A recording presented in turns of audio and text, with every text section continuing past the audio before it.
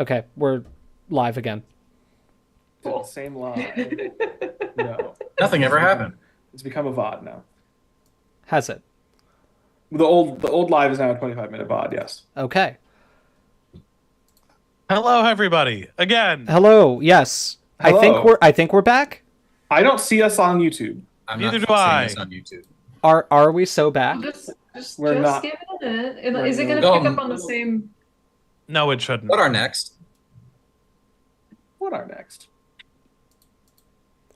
The stream is healthy. There we go. It's up. Okay. Good news. Yep, What does got good news from urologists sound like? The stream is healthy. Pretty good. Come on. That's a good joke. That's good. That's a That's good good. joke. We're All back. right. back. We're back, and we have a decision to make. A critical crossroads, one might say. Do we try again? Critical crossroads. No. Wait, I'm still not seeing this on. Hold on. Hi, everybody. We're definitely so there. back. There's people in chat. We are so There back. we go. There we go. Sorry. We're so back. Welcome back, everybody. Wanderer so you can buy a better computer. I agree, Wanderer. Thank you. Believe me, a new graphics Sorry. card is highest on my list of things I will purchase. If you asked a question in the old chat, it's gone forever now, and I've forgotten what it is. Sorry. Yes. Well, no, Alex. What? Ask it again. When would you go back in time to kill a bunch of animals to make good fossils to study? You know what the answer. I know it's You the Middle just- Jurassic. No. All right. The very late, early Jurassic is what I'll say. Okay. Whoa. I'm gonna couch that maybe everything's already diversified by the Middle Jurassic, so it's all happening in the late, early Jurassic. Which actually it has to be, because that's how old Asphelovinator is. It's like 174, so Carnosauria in whatever form it is already exists. So Silurosauria would have to have, by definition, diverged to that point. But whether it's just all weird basal stuff or like we're actually getting the origins of clades is, well, we'll see. Right. We will. You know, honestly, like sometime in like the Middle Triassic would be probably interesting too. Yeah, no, it's the middles. We got to figure out these middles. It's all the middles. We've got the beginning and the end. What would you say is the most somewhat accurate representation of Allosaurus in media? The image of it that you have in your head, because nothing will ever be accurate. My favorite will always be the Dinotasia / Dinosaur Revolution one. That's a good one. Like it's Yeah. decently accurate aesthetically, and it also shows like the ability to recover from injuries that we have in the fossil record, which again, like as we said in the Allosaurus video, is almost certainly not just an Allosaurus is Wolverine sort of thing, but it's more just an akin of more just an artifact of we have a lot of Allosaurus. I do kind of love what has happened to Allosaurus in the popular conception, which is like just like there were the thing that got beat up the most was like this guy was a cool guy that picked a lot of fights and not an animal that just got its ass beat constantly. All right. So what do we do? Should I try Jurassic World Evolution one more time, or should we play Holotype? I will pose this question to chat. Chat. Yes, What do you chat. think, chat? Tell me what to do. Do we play Jurassic World Evolution and risk crashing the stream one more time, or do we play Holotype? A really short brontotherium. The only I'm way to seeing make some- sure Appalachia is fossilized is to prevent mountains from forming there. Yeah. Let's see. Seeing a bunch of JWEs. I guess we're going back to the game. Okay. Well, We like your suffering at challenge, so. I think people like watching you fail. Is there I think they do. I don't. GTA is there 6 a way you can reduce the graphics of it or to something? potato mode. I've already Yeah. I've already reduced it to the level that I'm comfortable playing it. I think we'll just see how it goes. We'll see how it goes. I could probably make it on ultra potato mode, but I kind of don't don't want to do that. But Amelia, I'm running it windowed, which has usually helped, and I'm running it at like only 1080p as opposed to like I guess I could theoretically run it at 720, but like that would be pretty low res looking. Yeah, it would be. I also don't know that would help because it's probably optimized for 1080. Yeah, it is. Well, let's see. In the meantime, C. Mammoth asked, "Hey guys, I have a question. What do you plan to do with the channel once you end with the JWE2 creatures?" Oh, we're gonna delete all of our videos in the whole channel. Well, that was the plan. I was going to be coy about it, but no, we have a lot of plans of other things to do. Some other series to start, some other things with different video games, some other things not with video games. Just kind of continuing the paleontology education stuff that we're trying to do here, and giving you a peek into the lives of paleontologists. Our plans are measured in centuries. Commentary. So right, we got some cool don't stuff worry going. about it. We have the concepts of the plan. Yes. We have more than that, actually. We have quite a bit more than that. No, there's stuff. Don't worry. Indeed. Okay, now I genuinely will go give my cats wet food. I'll be right back. Sorry, hold on. To plug we have a Patreon Discord, in which we've received a funny message from one of our patrons. First time actually being awake for a stream, and 2 minutes later, never mind. Yeah. It's funny because it's unfortunate. Whatever, we're back. It's not a fundraiser stream if it doesn't crash at least once. Right. Remember the epic COD crash? That was wonderful. That was the best one. That was pretty good. Yeah. Also, a reminder: I did go on to a solo W that stream. You did. Just in case you'd forgotten, just in case I didn't mention it. It was kind of amazing to just see your webcam pointed at a TV. Yes, it was a good time. All right, do we have any other questions? There are several questions. Let me try to be fair in the distribution. Well, we had a question from right after CMAMIT from Alice, I think. 2 questions. What are the most annoying common misconceptions of the creatures you study or your job? And what are each of our favorite extinct creatures? I don't really know. I don't think I have an answer for the first part, unfortunately. But my favorite extinct creature is probably T-Rex. I mean, I don't claim to be original or insightful in most of my life. So yeah, it's T-Rex. Dalton, that was the saddest way I've ever heard somebody say they like T-Rex. He's ashamed. I mean, I also like T-Rex. It's a cool animal. It's objectively a very cool thing that it existed. I don't know exactly what my favorite extinct animal is. I mean, there's a lot of misconceptions, but I think honestly the ones that actually are my biggest pet peeves are the ones from like in the paleo community more than from outside of it. Ooh, like, what's the question? Well, favorite extinct animals / biggest pet peeves about things like pet peeve misconceptions about things you study. One that we discussed recently is the kind of like that tendency in Paleo-art for those like kind of pavement of really big scales on theropod snouts. That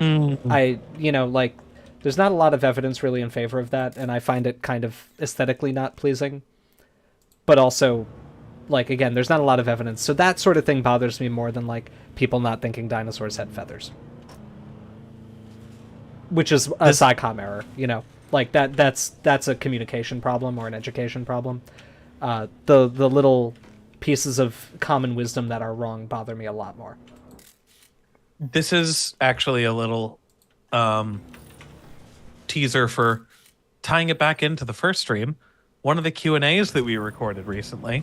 I'll say that my biggest pet peeve with the specific thing that I work on is the whole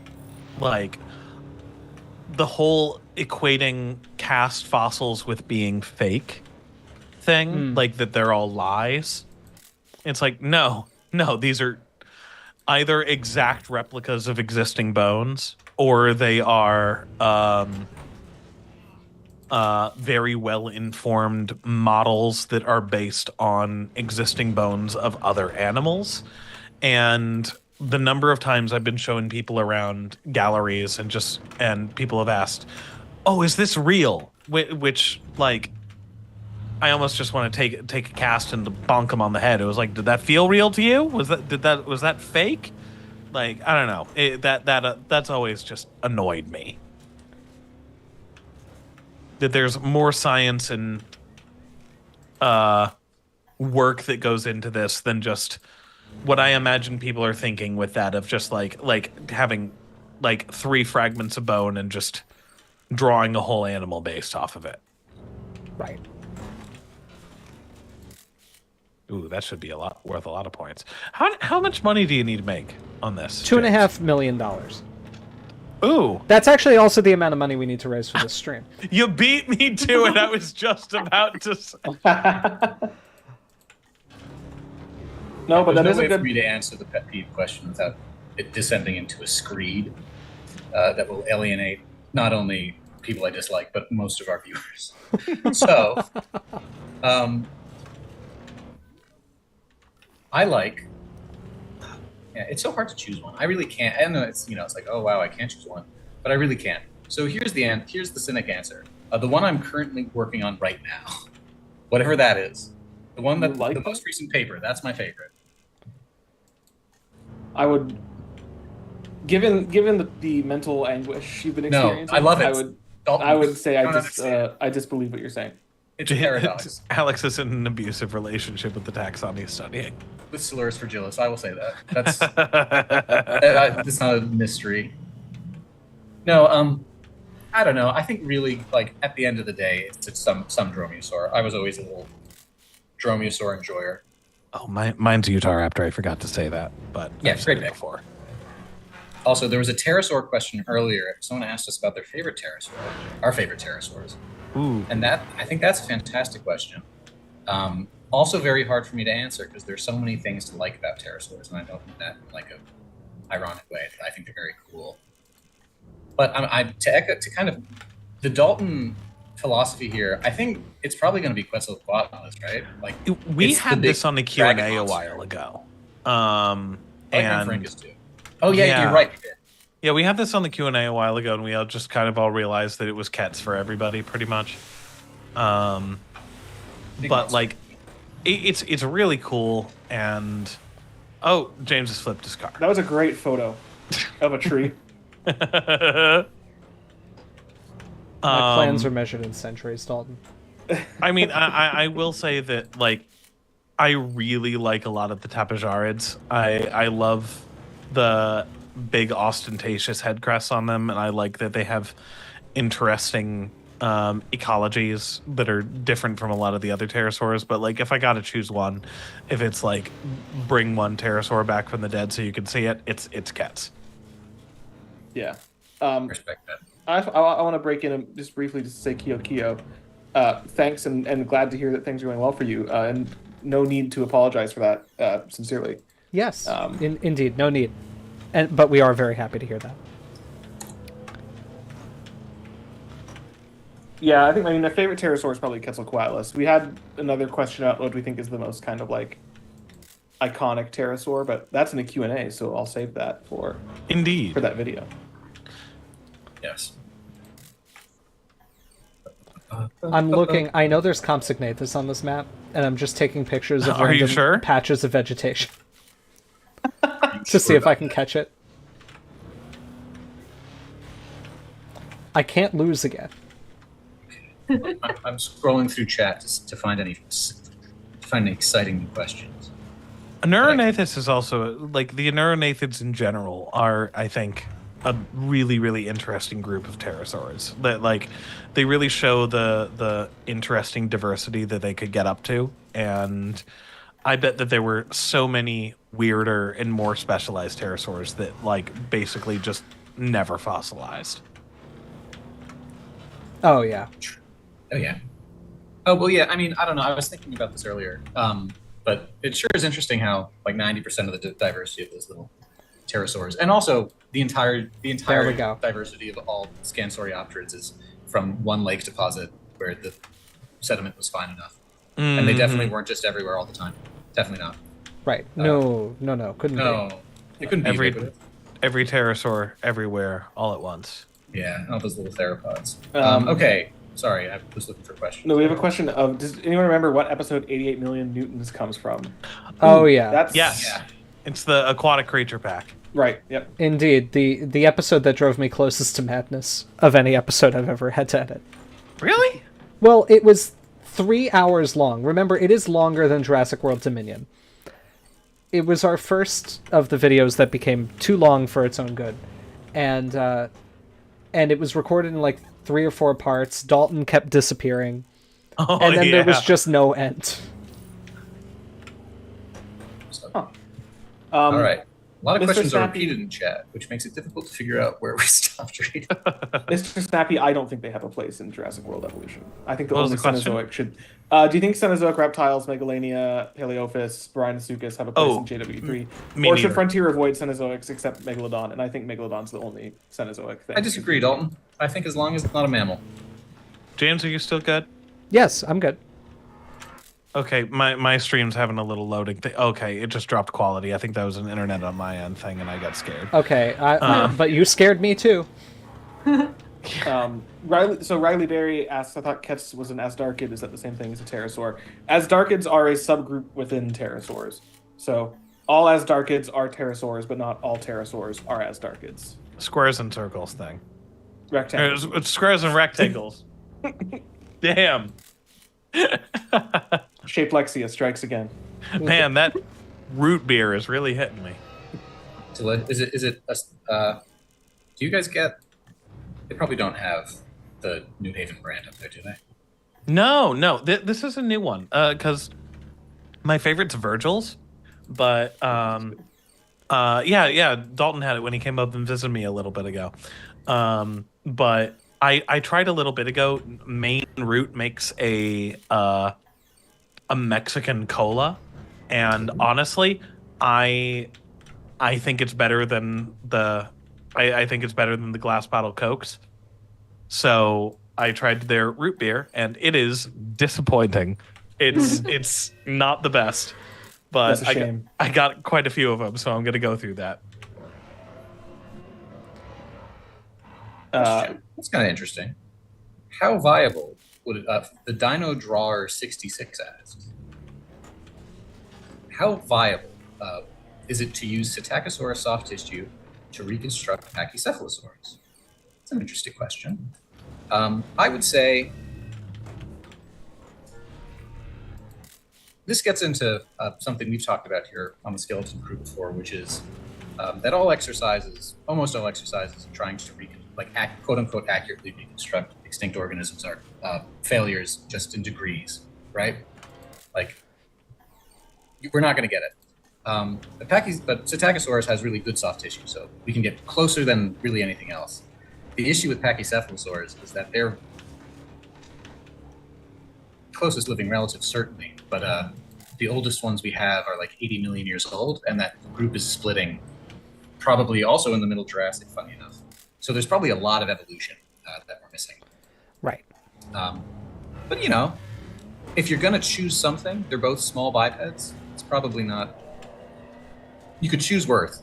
Give them some quills on their tail. Give them some quill-like feathery integument on their back, or the various skin flaps we find, or little scales. I mean, we have so little Pachycephalosaur fossil record, and basically no soft tissue, I think, for the group, really, right? Various skin flaps was my nickname in high school. Nice, Scott. But no, I don't think we have any soft Go tissue wild, Pachycephalosaurs. I say. Give I me don't a think we do. behavior for this fight, please. That's behaving. They're behaving.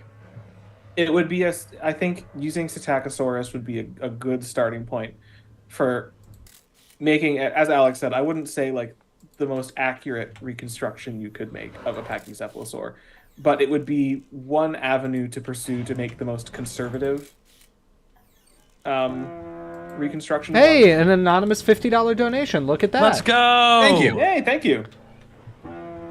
And Logan Joyce, $250. Wow. Okay. Wow. Holy. Thank you, Logan. So that's a Thank new, you, we We have a Logan. leader for for Majungasaurus. We do have a new leader. A new leader has And- touched the Majungasaurus. For those of you who have already donated towards it, if you'd like to continue to try for it, you can. Just make sure to donate with the same name so that I can keep track. Mm-hmm. Yeah. And we're nearing the $1,000 mark. which would be a great milestone to cross within the first hour of the stream, in which we still have I would give it a good 15-20 minutes because of various technical issues. So and within the first 2 crashes of the stream. Let's go. Yes. Standard Individual asks, after 87 plus episodes, do you worry about new information being published after the video is finished? I'm asking because the wheel is getting smaller and T-Rex and Spino are getting closer. No, I don't. No. It's the same thing as publishing a paper. Is that eventually new information will either corroborate the claims you've made or they will be counter to that, and that's just the way that it goes. That's just how things move, and right. All you can hope for is to contribute a little bit. I've said this before on public talks that I've given, that there is an invisible asterisk on after every statement that I make that says, as we know right now. Right. Wedding yourself with any particularly strong emotion to a particular hypothesis is a great way to drive yourself nuts in this field. Yes. Gotta be open. Gotta be open-minded. Indeed. Except for everything we say, which is always correct. It's always correct. And will never change, no. Of course not. You had a question from Animolus. What's the best way to donate? I think the crew account responds to that. Yep. Oh, yeah, I did. took Okay. that. But just that. as a reminder to everyone, the only way to donate this time around is through the GoFundMe that was set up by the SVP. And that is accessible through the QR code on the screen or the link that we have pinned in the chat. Yes. And Gecko, this is Jurassic World Evolution 2. Welcome. We play this occasionally. Sometimes. Where is Dreadnoughtus? Apparently there's a Dreadnoughtus around. So it should be hard to miss. What are you missing on the... I don't know. Well, that was a good shot. I know that there is a... here's Dreadnoughtus. Oh, it's the ugly one. Let's go! God, it's hideous. Beautiful. Oh, and Dreadnoughtus and Sinoceratops, 2 of my favorites. It's really an amazing set of animals here. I know Proceratosaurus is in here somewhere. And I know Compsognathus is in here. I have not found either of them. And there are also several more taxa that I have not yet detected. Time runs short. I fear that I will fail again. Oh. Why does the map get harder to see at night? At night. Things generally get hard to see at night. Thank you. Thank you, welcome. Scott. You're welcome. Always here for you, buddy. Okay. Ooh, let's see. Riley Berry says, speaking of Psittacosaurus, I've always wanted to make one with porcupine-like quills for a story I'm making. Could that be plausible? James, you've published on Psittacosaurus.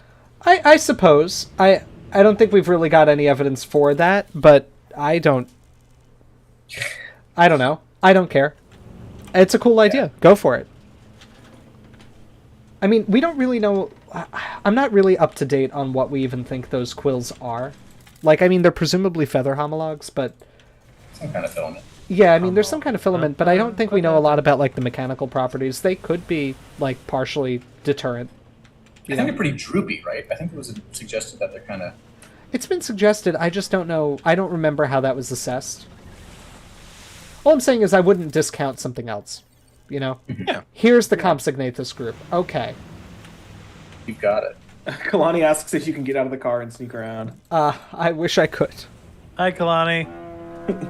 Hello. Braden Brown, $15. Thank you. Let's go. Thank you, Braden. Thank you very much. 240 more, and then you'll get the Majungasaurus. I'm kidding. Please. I also can't guarantee that. Only $30 more. All right, 130. I'm sorry, 130 until we break 1,000. Ooh, pretty cool. Unnamed asks, I'm currently applying to universities for paleontology in Canada. Is it preferable to go to a Ooh, is it preferable to go for University of Toronto's paleo program or University of Alberta's paleo program? This is a very specific question. I don't feel equipped to answer this. Neither do I. Unfortunately, very specific to your needs. You can't speak to the strengths of the program without speaking to your needs, both academically and personally, socially. I'm sorry, but we just are not equipped to answer that. Well, we can provide a bit of advice in that you should reach out to potential advisors and current students in both programs to ask more specific questions geared towards what you're looking for in a program, and that way you can make that decision. Hey guys, I'm going to lose again, by the way. Oh, I vote we do a different challenge if you do. I vote that too, because fool me once, shame on me. When we tried, you can't. We've had a question several times, and to make this statement, we make this every stream, but just to let you know, like, don't feel bad if you ask your question many times. Yes, we're not ignoring you. They get lost. Except for you in particular. I am ignoring you, especially for this stream, given that we don't have super chats. Yeah. Yes, exactly.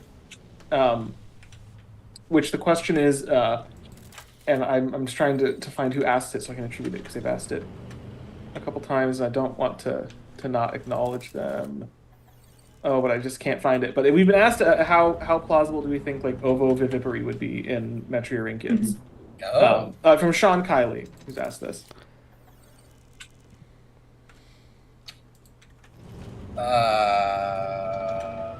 I think it would be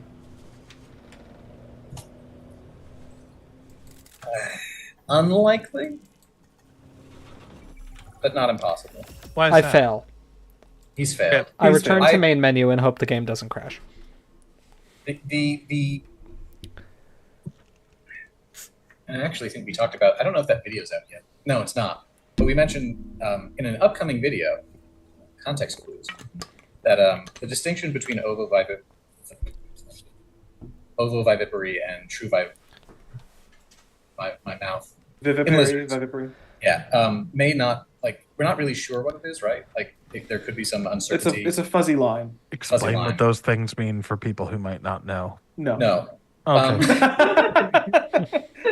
Whether or not you're giving, like, the concept of ovovivipary is that you're giving live birth, but instead of really supporting the young from the mother's body in like a meaningful way through a placenta or a pseudoplacenta or something, essentially the egg is just retained in the body until it hatches, and then the young come out, as opposed to them not really being in an egg, like, to begin with. But it's a not tremendously distinct line.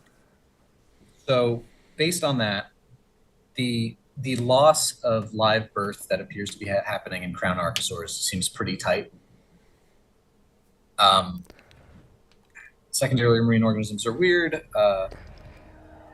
and there is research that now I can't remember if it is published or unpublished, so I will say nothing more to imply my answer. The question is, I don't know. I could be convinced either way. Yeah, I'm going to stop saying anything before I say anything stupid. I think Reubens are fine. They're not my favorite kind of sandwich. Ooh, a good Reuben can blow your socks off. I love a good Reuben. Anything is good, but I think a good Reuben is good. Did James get a haircut? He did. It's thinning. He got it because it's. Yes. Kidding. Jokes. I did joke when coworkers saw me with cut hair. They were just like, "Did you get a haircut?" I was like, "Listen, I told you I'm losing it." As if you would lose it by first losing the length, which was. It's retracting. I'm losing it, but it's retaining a style. Exactly. All right, I'm on Southwest USA Challenge. Okay. All right, Brett0007 has asked multiple times about the Labocania paper, and I will say, Anonymous donated $5. And I will say Anonymous donated $5. The reason that we're not answering that question is the reason we're not answering that question. Well, I'm comfortable saying it's probably a Tyrannosaur. I don't think that's... Yeah. Yeah, I mean, it certainly the new material looks like a Tyrannosaur. I haven't really seen the Labocania holotype material, so I don't know. But, yeah, I don't know. We'll see what happens. Do you believe it's a terato? Where did it go? A teratophonian? Yeah. That I'm you not don't going to actually say have- anything about Tyrannosaurus systematics just because I'm working on that stuff. Just- So I'm my opinions being- on those matters will become clear at later points. I Yes. say without implying anything in one direction or another. Very good job. You survived the interview. Your poll numbers have not fallen. That's good. There was a question from Moomshot a while ago. Moomshot. Boom. What's y'all's favorite paleontology memes? The ones we make about everyone else that we never share. I did really enjoy the one that I made that got stolen on Facebook of the it's the fucking Lizard King from the Office. The Office, yeah. Oh, right. Which was then stolen and reproduced with no attribution. Most of them are just honestly tedious and not particularly funny. How do you really feel, Alex? No, there's some good ones. I'm trying to think. Luigi crafts many a fine paleo meme. Yes, I think Luigi's are generally my favorite. Yeah, he's got a good sense for it. Honestly, I also do like the ones in our Copperlight posting channel though. Yeah, that's Those the are real also one. fun. But I have to say that I think that all of the memes of like a mild inconvenience happens and it's like me getting a time machine and like throwing Tiktaalik back in the water always make me chuckle. Those are good.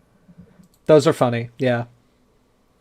I like anything using the Field Museum's taphonomy exhibit. Step 1, die. Step 1 die is a classic.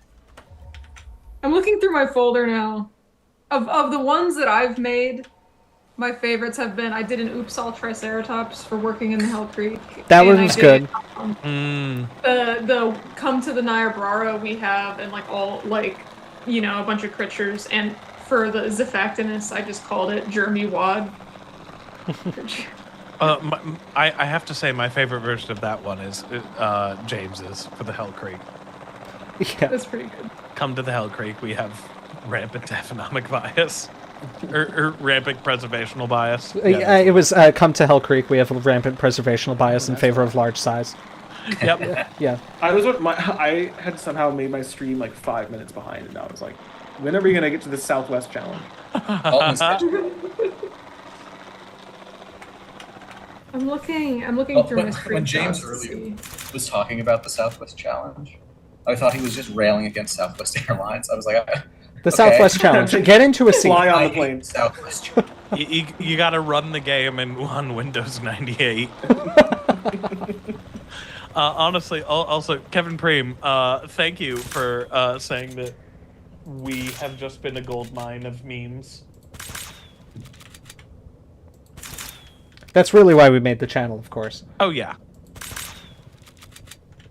Yeah, Delta is way better than Southwest. Correct us. Yeah, Delta's the preferred airline. One of my sons has managed to find my headlamp and is playing with it. All right, we're gonna. Logan Rocks is asking us what the worst animal is. What definition of worst? Like unpleasant or like upsetting or? Centipede. Mosquitoes are the worst animal of all time. I could make a list of like 13 different parasitic crustaceans I've had the misfortune to learn about, all of which look like horrible monsters, some of which have no anatomy, and all of the photos of them are just in some horrible... What do you mean, no anatomy? They've got none. Oh, they lost it all. Scott, I'm going to find one for you so you can understand. I'm going to ruin your evening.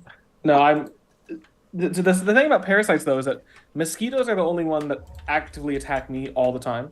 Well, not all the time. I'm not like one of those people who's super prone to them, but I just don't like them. Is it your blood type? Yeah, I don't think so. Dalton, you want to disclose your blood type on a stream to a bunch of strangers? Blood type, social security number, it's all good. No, I'm like not. He's an open book, If there's a group of people, it's not like I'm the one who's getting bit the most. I feel like I get bit an average amount, but I'd rather get bit a none amount. I found another good meme. A classic.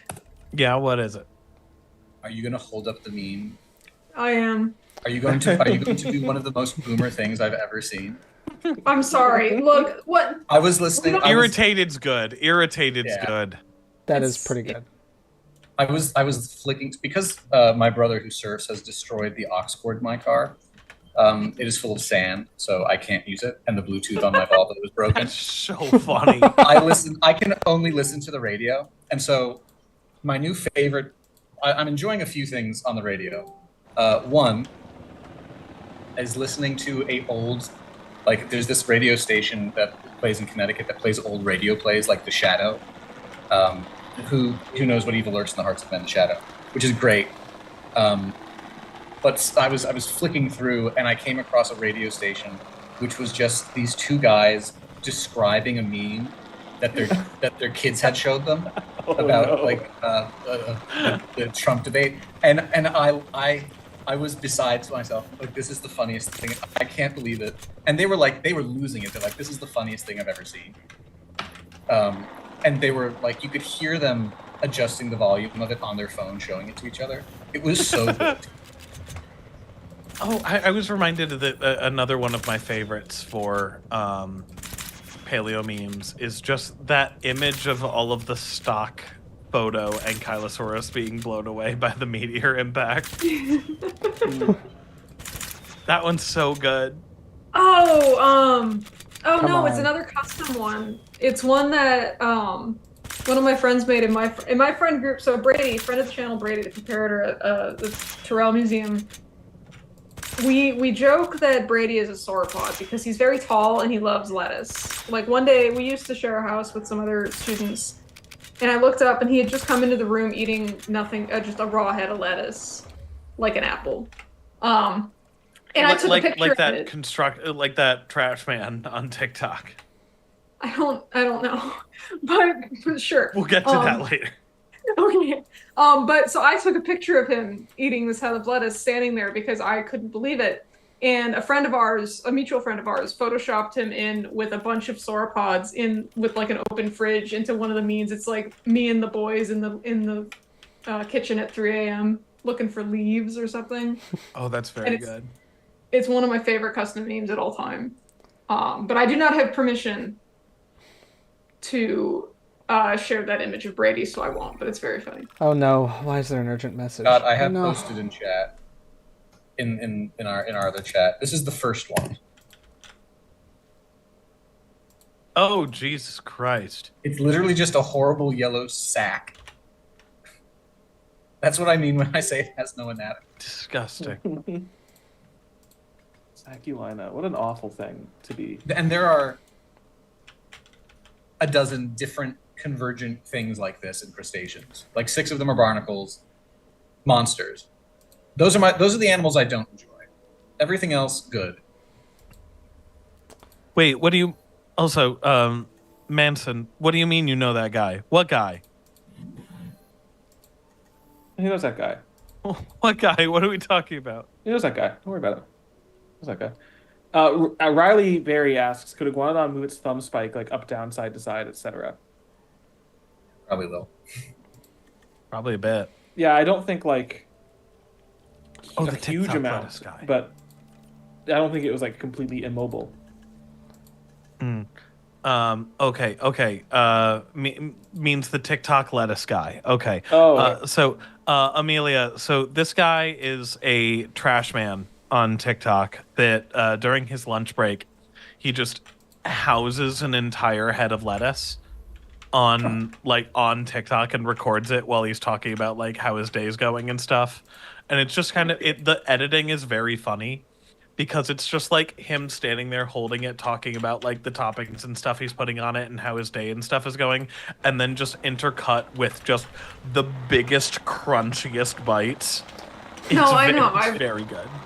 I've witnessed lettuce being crunched. Okay. Alice, I think is how to pronounce that, has asked 2 questions. First, in a few years, they're going to apply to a college, and from their understanding in the UK, you can only study one thing before your master's. That I can provide no guidance on. But they're asking, what are the reasons for picking biology or geology? And tips for applying to colleges. Biology or geology, it just depends on what your interests are. Like I did biology all the way. But plenty of people in this field do geo. It just depends on what's available to you and what kind of research you're interested in. And so like me personally, I had no plans to be a paleontologist at all. It was going to be a in evo devo biology academic. But yeah, so it's really just personal preference and what you want to study or what things interest you. It doesn't limit your options. No, it also depends a bit on who's at the school, like what professors are there and what departments they're in. Like if there is someone who's doing paleo research, which you don't have to like go to a school that's doing paleo research to get into paleontology, but it does help. But like if they are doing that in the geology department, it would probably be better for you to focus most of your time there. You can also do both, which I did. I don't know how easy that is to do in the UK versus the US because I know the system's different and I like just don't know how to navigate or understand that system at all. But there is at least theoretically the possibility to do both. And Adamolos geology is not cringe. It's actually very cool. The field could only be improved if more people did some geology in addition to their bio background. Fact. It's important. Do both if you can. How am I out of money already? Oh my god. Right, these challenges is hard. How much do these darts cost? Well, it's that you're just hemorrhaging money right at the beginning. All right, we're going to sell all of these Compsognathus, and they are giving me nothing. This is... Oh, it's a disaster. It's one Compsognathus. How much could it sell for? $5? The second part of the question was what my problem is with ichthyosaurs. I've got several, and actually we don't talk about it too much in the ichthyosaurus video because, long story short, that was a cursed recording session. So we just had to stay focused. But basically, when I say they're gross and I don't like them, it's just that their anatomy is really weird. And I don't understand why they felt the need to do such things as evolve corncob hands or extra digits or beaked faces. Well, that's because they didn't feel the need. That's how evolution shaped them. Ooh, I hear that there's a prep question in chat. Yes, I was just messaging you that. So the second that I stepped away, the King of Dinos asked, "Do you need to go to college to become a fossil preparator, or can you do it differently?" You can do it differently, but college does help. And the differently is not an easy route. It's not like you can, instead of go to college, just volunteer for a year or two and then you'll be fine. It's basically the two ways that people kind of get into fossil prep, and unfortunately it's actually becoming rarer and rarer that people go the second way, is either you go to college and you study essentially anything that could be helpful. Like I went into it thinking I would be a paleontologist. I've met people who've gone into it just thinking that they were going to go into biology or geology or hell, even going in through a material science background, or probably arts. Or arts would be really, really useful. But so you can, but if you want to try to get in through... I'm sorry to interrupt, but out of shame, I am restarting the challenge. Oh, shit. I know. That's quite embarrassing for you. Thank you. I am already out of funds. Let's go. You do know, and I think I've been seeing you do this. So, you know, if I'm saying something you already know, I apologize. But you know that if you're paused most of the time, it helps? I do know that. Yes. Okay. It's just that I tried to shoot Compsognathus and I lost all my money while I wasn't looking. I'm trying to shoot rough. those. Anyway, Scott, please continue. Yes. If you want to get into fossil prep, not through a degree, then you have to be ready to work for a very long time with very little compensation, which sucks. And I really wish that wasn't the case.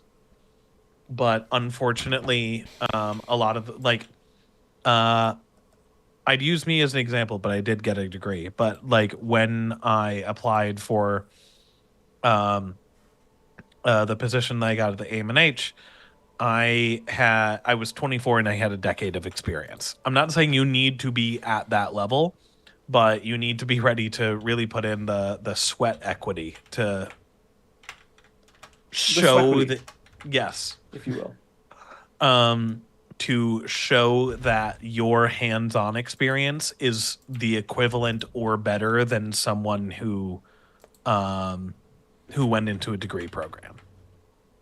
So it'll be hard. I won't say it's easy by any means, but I do know several people who have.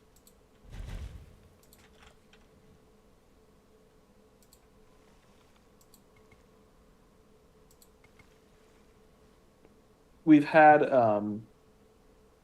there's another question. Maybe they've been answered in the chat. We've had the question from Wanzhou Manson. Say we found a complete specimen of a T-Rex mummy. How big a game changer would that be? I replied to this in chat. And would allow us to make a safer assumption the skid of most big theropods. Okay. What'd you say, Alex? I said it would be a big deal. It's not 100%, but we'd be going from like 0.1% to like 80%. In that, even a mummy would not necessarily preserve all elements of its integument, but it would preserve most of it in at least a lifelike position. So it would help. It would be really cool. It would be cool. Also, Jurassic Canon King saying last year's SVP logo was better is incorrect. The Chris. No, I just had to correct that as well.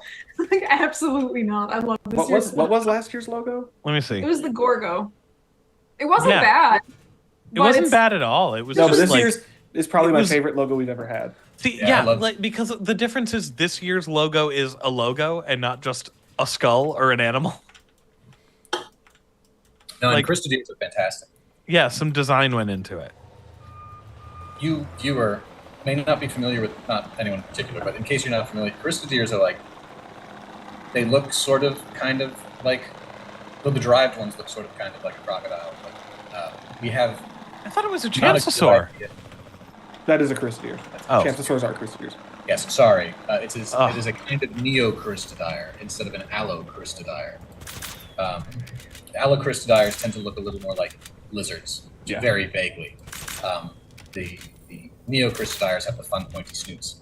But the relationships are a huge mystery.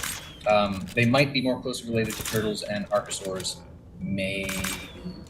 But they're a really fascinating group. They're probably evolving in the Permian, but we don't really get them into the Triassic.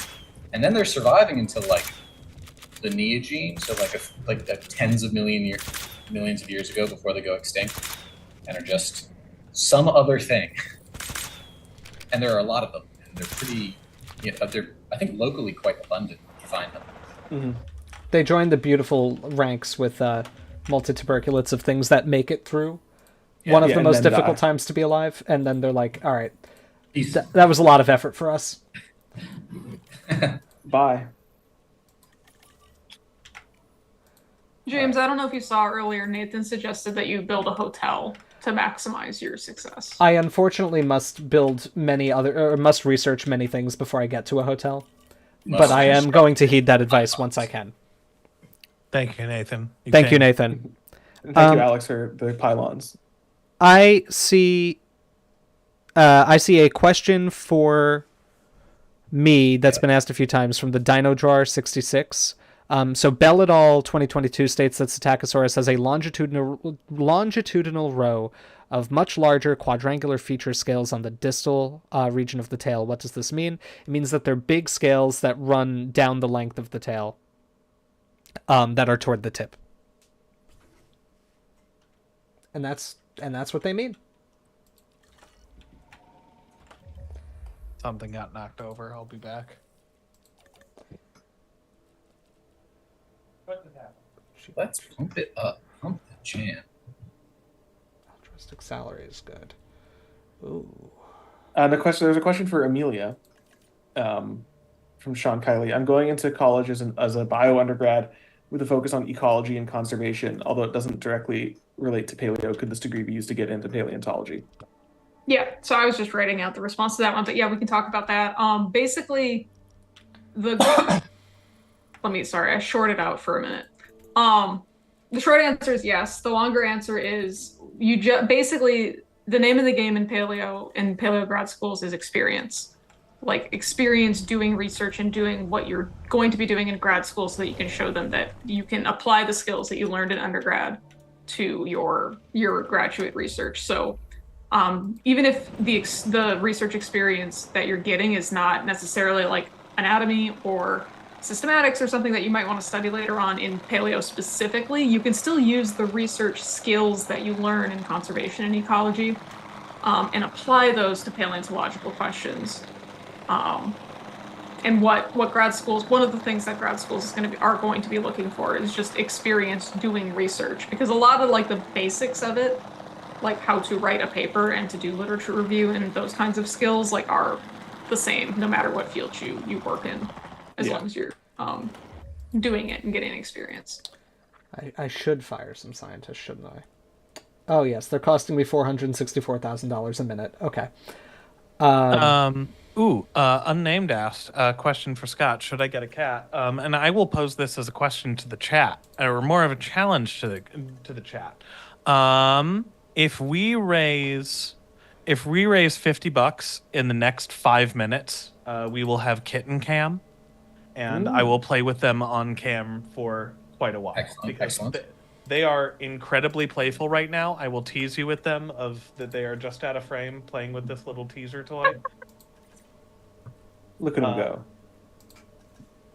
Fantastic. You might see them just popping into view every once in a while, but they are having a blast. So get donating. We want Kitten Cam. We certainly do. Yes. Certainly. Now, and I want to just add one thing to Amelia's answer, because Amelia's correct about everything she said. But one thing that I would also say is it would also not be a bad opportunity or a bad idea to see if you can get paleo-specific research opportunities for like summer internships. If you are trying to if you're very specifically interested in being in paleontology, but don't have the opportunity to study that as an undergrad, you certainly don't need an undergrad degree that's directly adjacent to paleo to do one of those things. And speaking from experience, those kinds of things can really be a big benefit in being able to get into paleo grad programs. So it's another thing to consider if summer research opportunities are something you can pursue. And there's NSF-funded RAU programs, research experience for undergraduates, things like that are definitely worth looking into. Yeah, and there's also very frequently opportunities at different labs and stuff. I take interns very frequently, and I know a lot of other fossil prep labs do as well. And not just prep labs, but collection spaces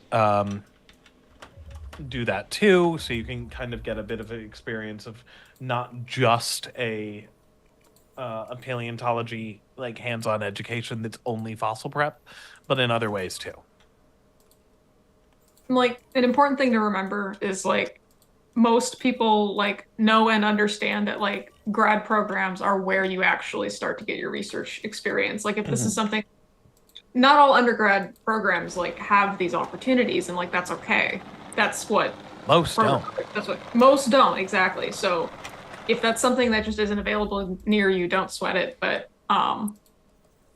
that's what a master's program is for. For example, if your end goal is PhD, you go to a master's program to maybe kick out a paper to make you more competitive for the PhD programs, and then go from there.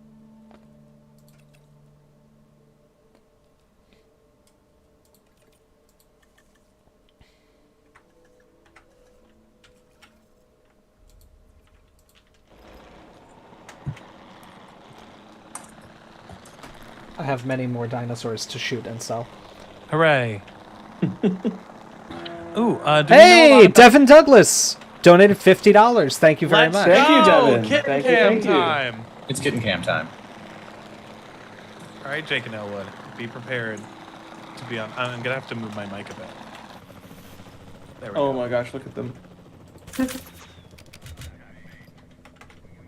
Small creatures. What if Solaris is an early divergent spinosaur? Massive animals. I'm gonna let you in on. I'm gonna give you a little insight into an unpublished manuscript I'm working on right now. It's not.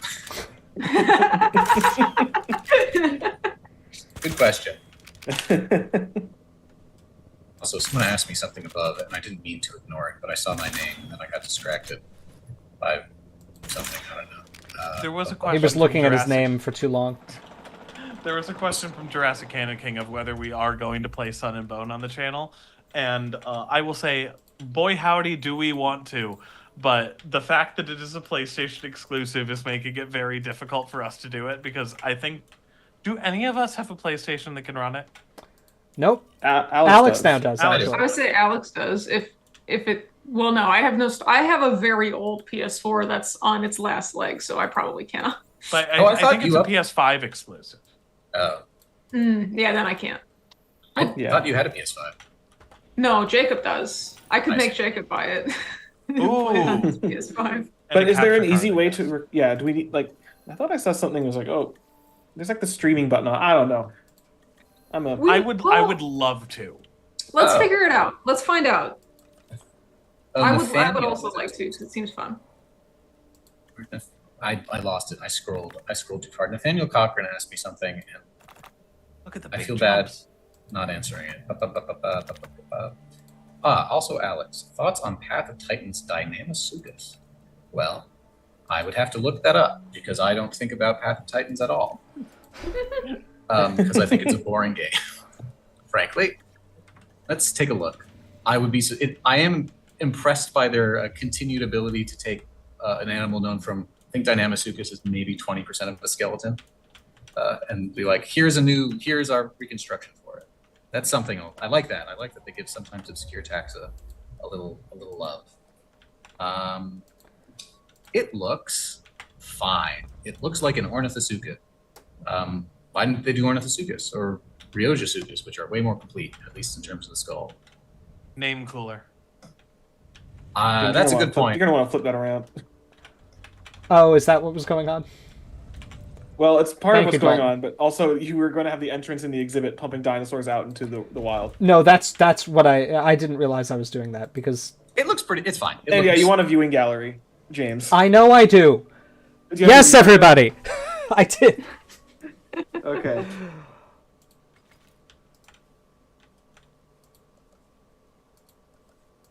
Look it up on my phone.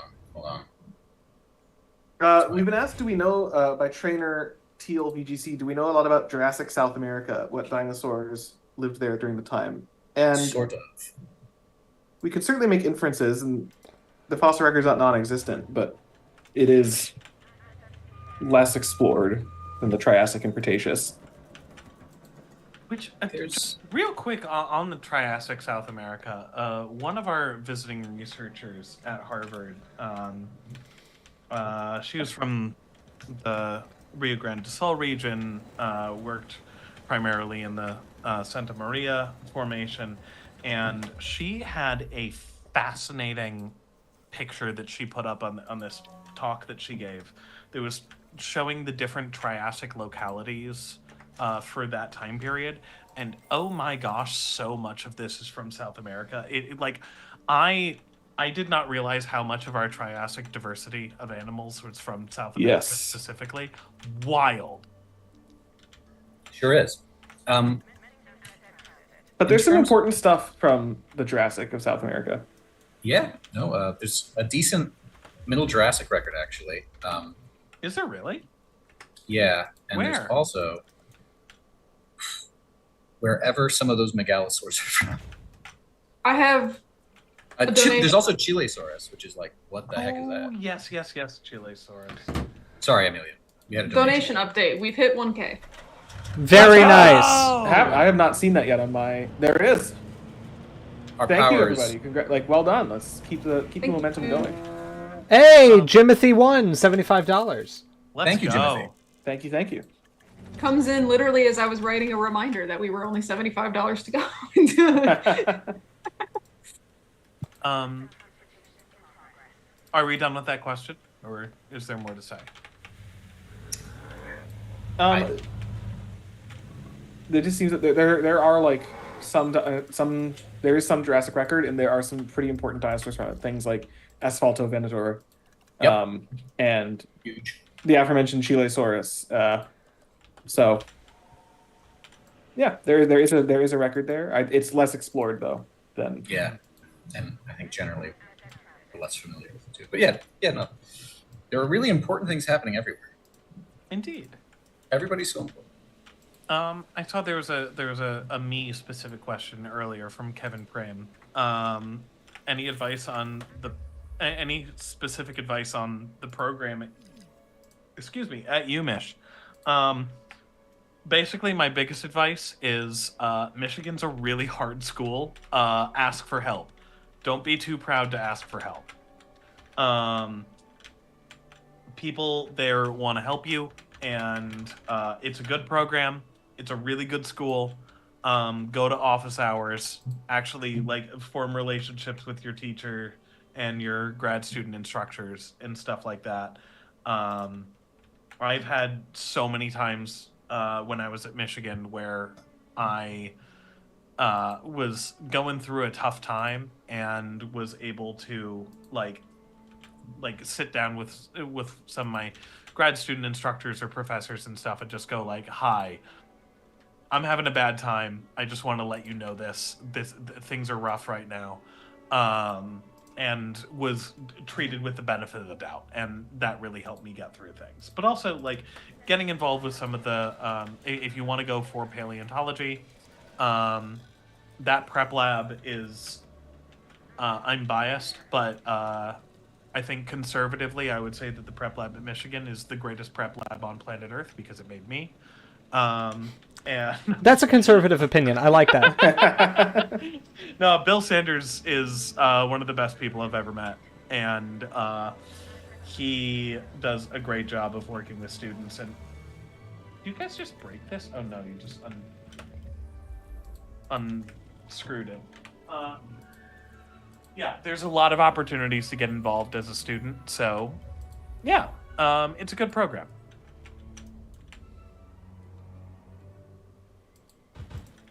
And that advice applies to wherever you're going to college. Don't be afraid or embarrassed or whatever to ask questions and use resources at your school that are there to help you.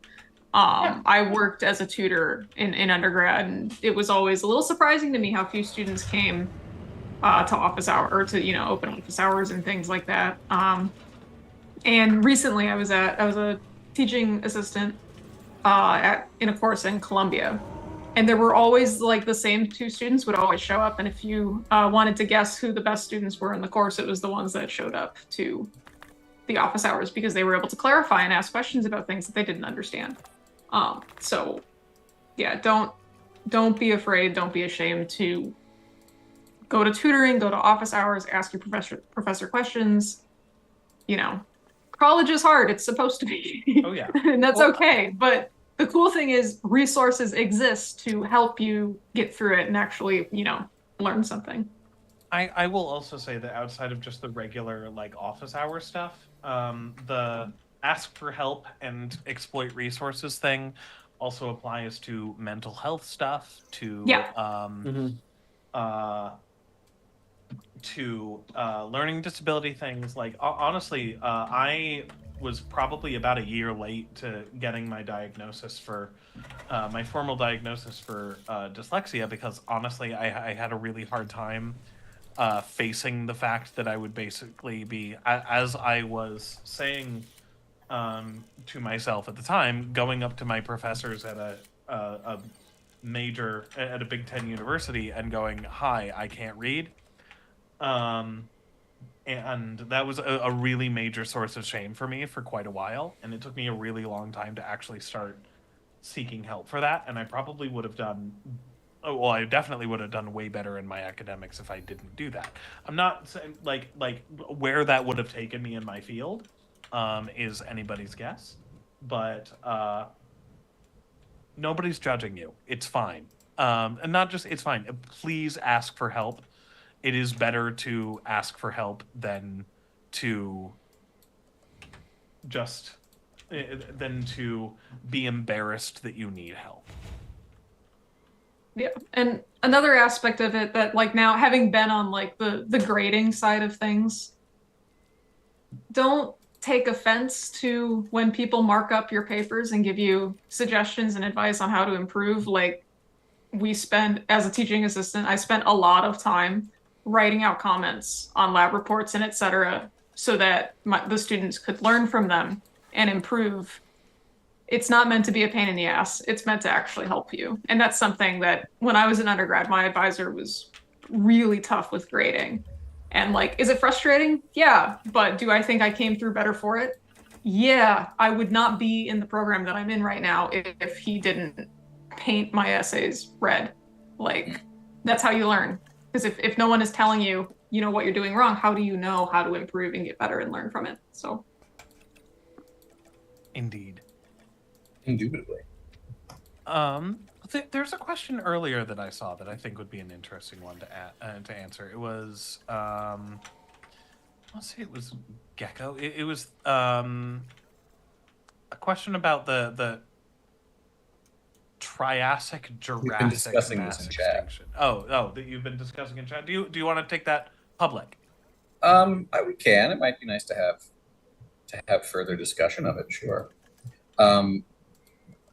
The question originally, I think, way back posted by the Testy Duck, was asking why were proto-mammal lineages so severely affected by the Triassic-Jurassic extinction, but not dinosaurs?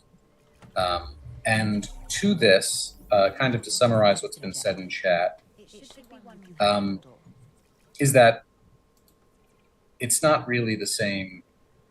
It's not like these are comparable groups at that point.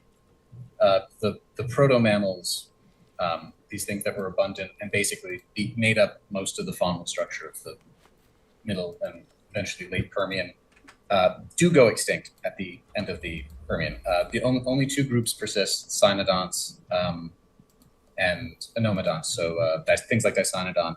And they recover and rebound in the Triassic, and in many cases very impressively. Like I think the largest of any of those Dicynodonts, they're all Triassic lineages, right? Like like the big Polish one.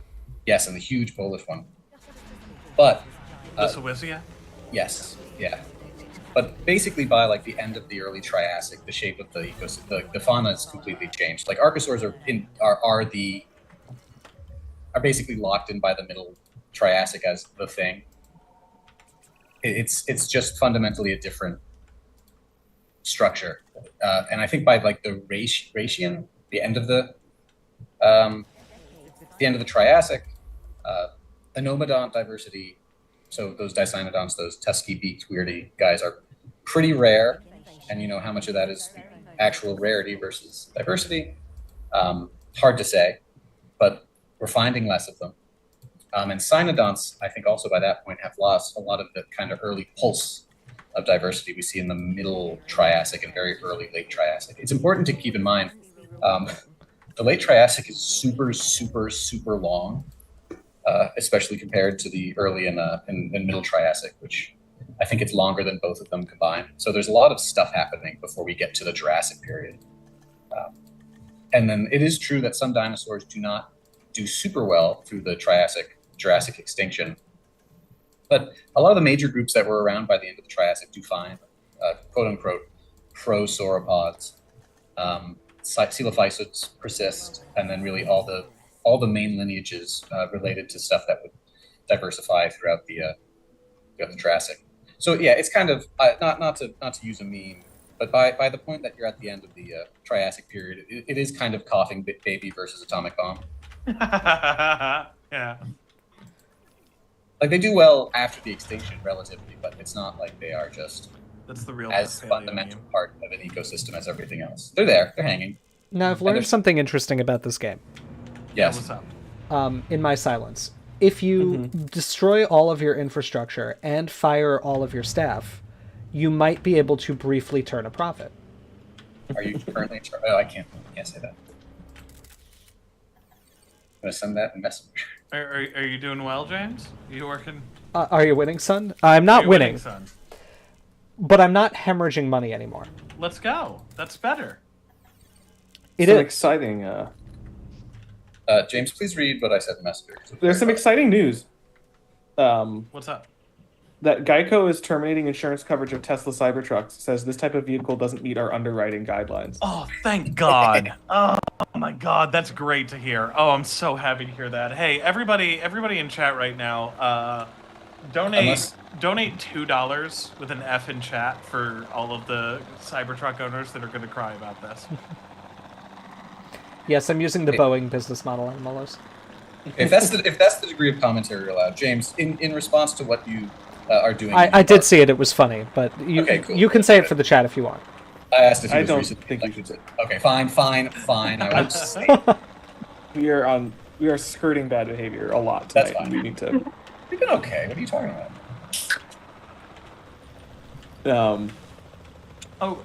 There was a question from a little bit ago from Alice, I think, that I will pose to my fellow crewmates because I brought this up. Jesus, that was a big jump. Oh my gosh. I brought this up to my fellow crewmates a couple times, and this is going to be me grilling them to see if they've done their friend homework. Have any of you seen the animated short film Antediluvian by Mario Lanzas?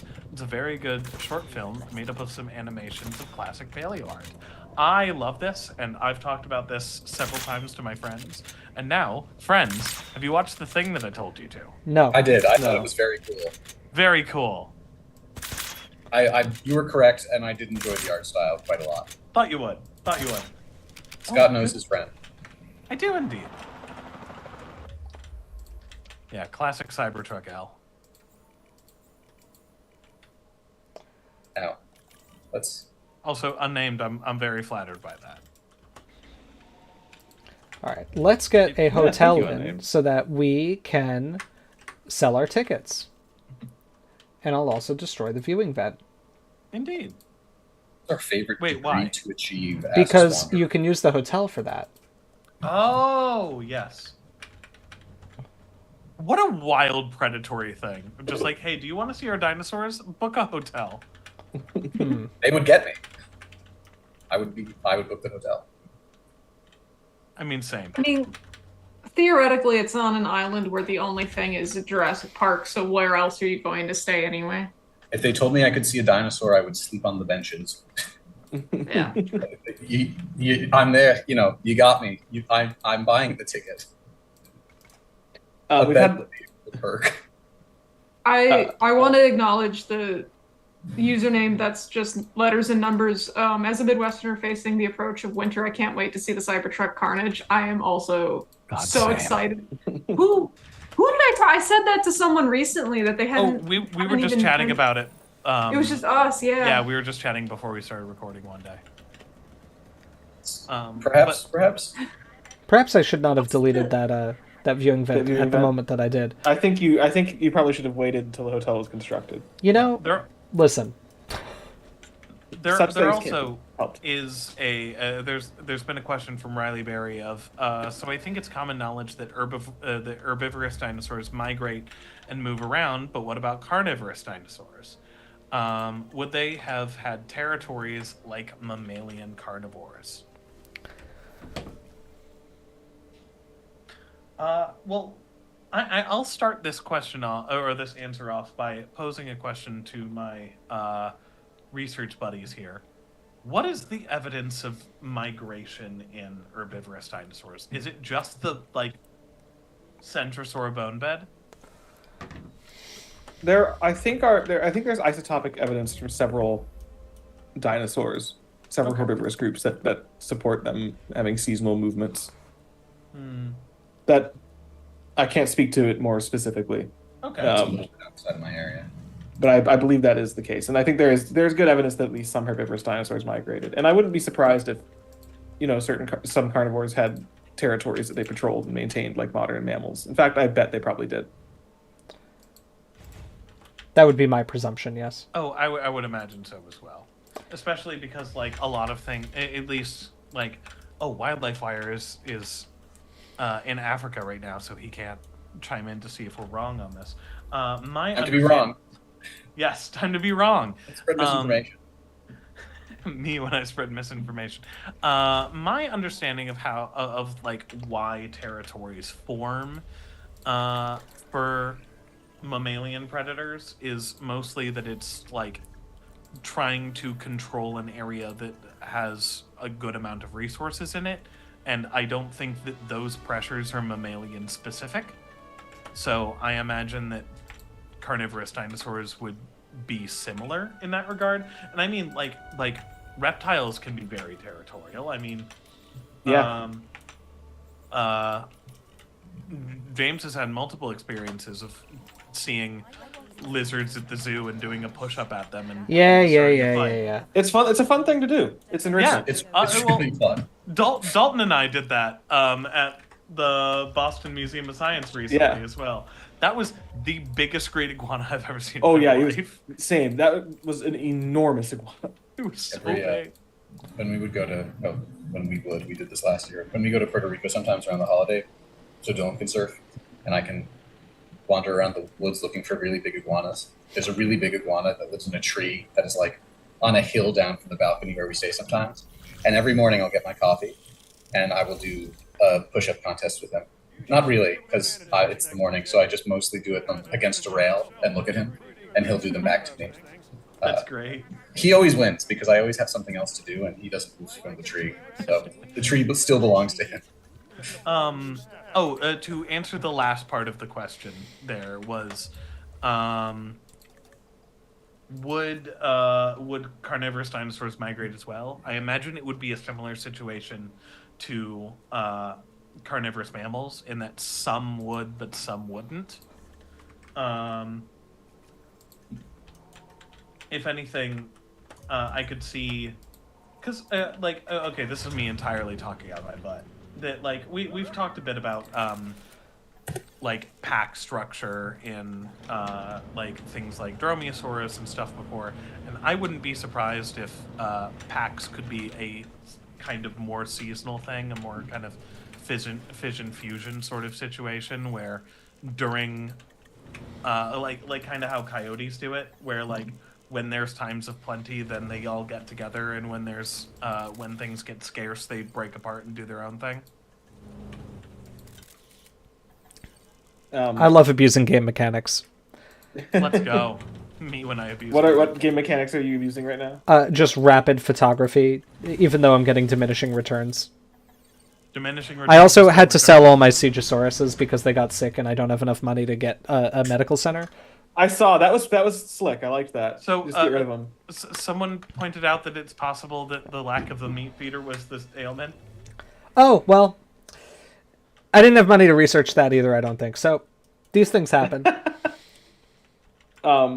Yeah, Alex has already answered it, but there was the question of are there any other ice ages besides the Cenozoic and the Cryogenian? Tons. And yes, there are. Oh yes, no shelters. Probably most notably the late Paleozoic icehouse climate, which lasted from the late Devonian to the end of the Permian. Wow, was that long? Apparently. I didn't realize it started in the late Devonian, but I didn't either. James paying medical bills with photography. But within these larger icehouse climates, there were undoubtedly glacial, interglacial periods, like there have been in the Cenozoic. So it wasn't always consistently glaciated, or at least massively glaciated. I remember, and maybe someone else had this book or has this book, but there was, I think it's just called Evolution, and it's 130 double-side illustrations of famous fossil localities. Back when they were extant or living. I don't know that one. And some of them are fold-outs. Like the Morrison one is several pages, and it's well drawn. It's nice. And they're all labeled like dioramas, so it's there's a bunch of things in the scene, and they have little numbers.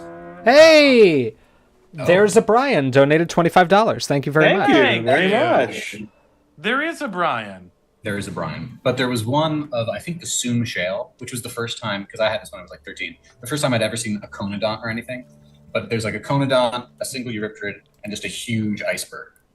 And I remember that being the moment I learned there were other ice ages. And now I'm curious if anyone else has ever seen that. Oh no, the ailment. No, I haven't.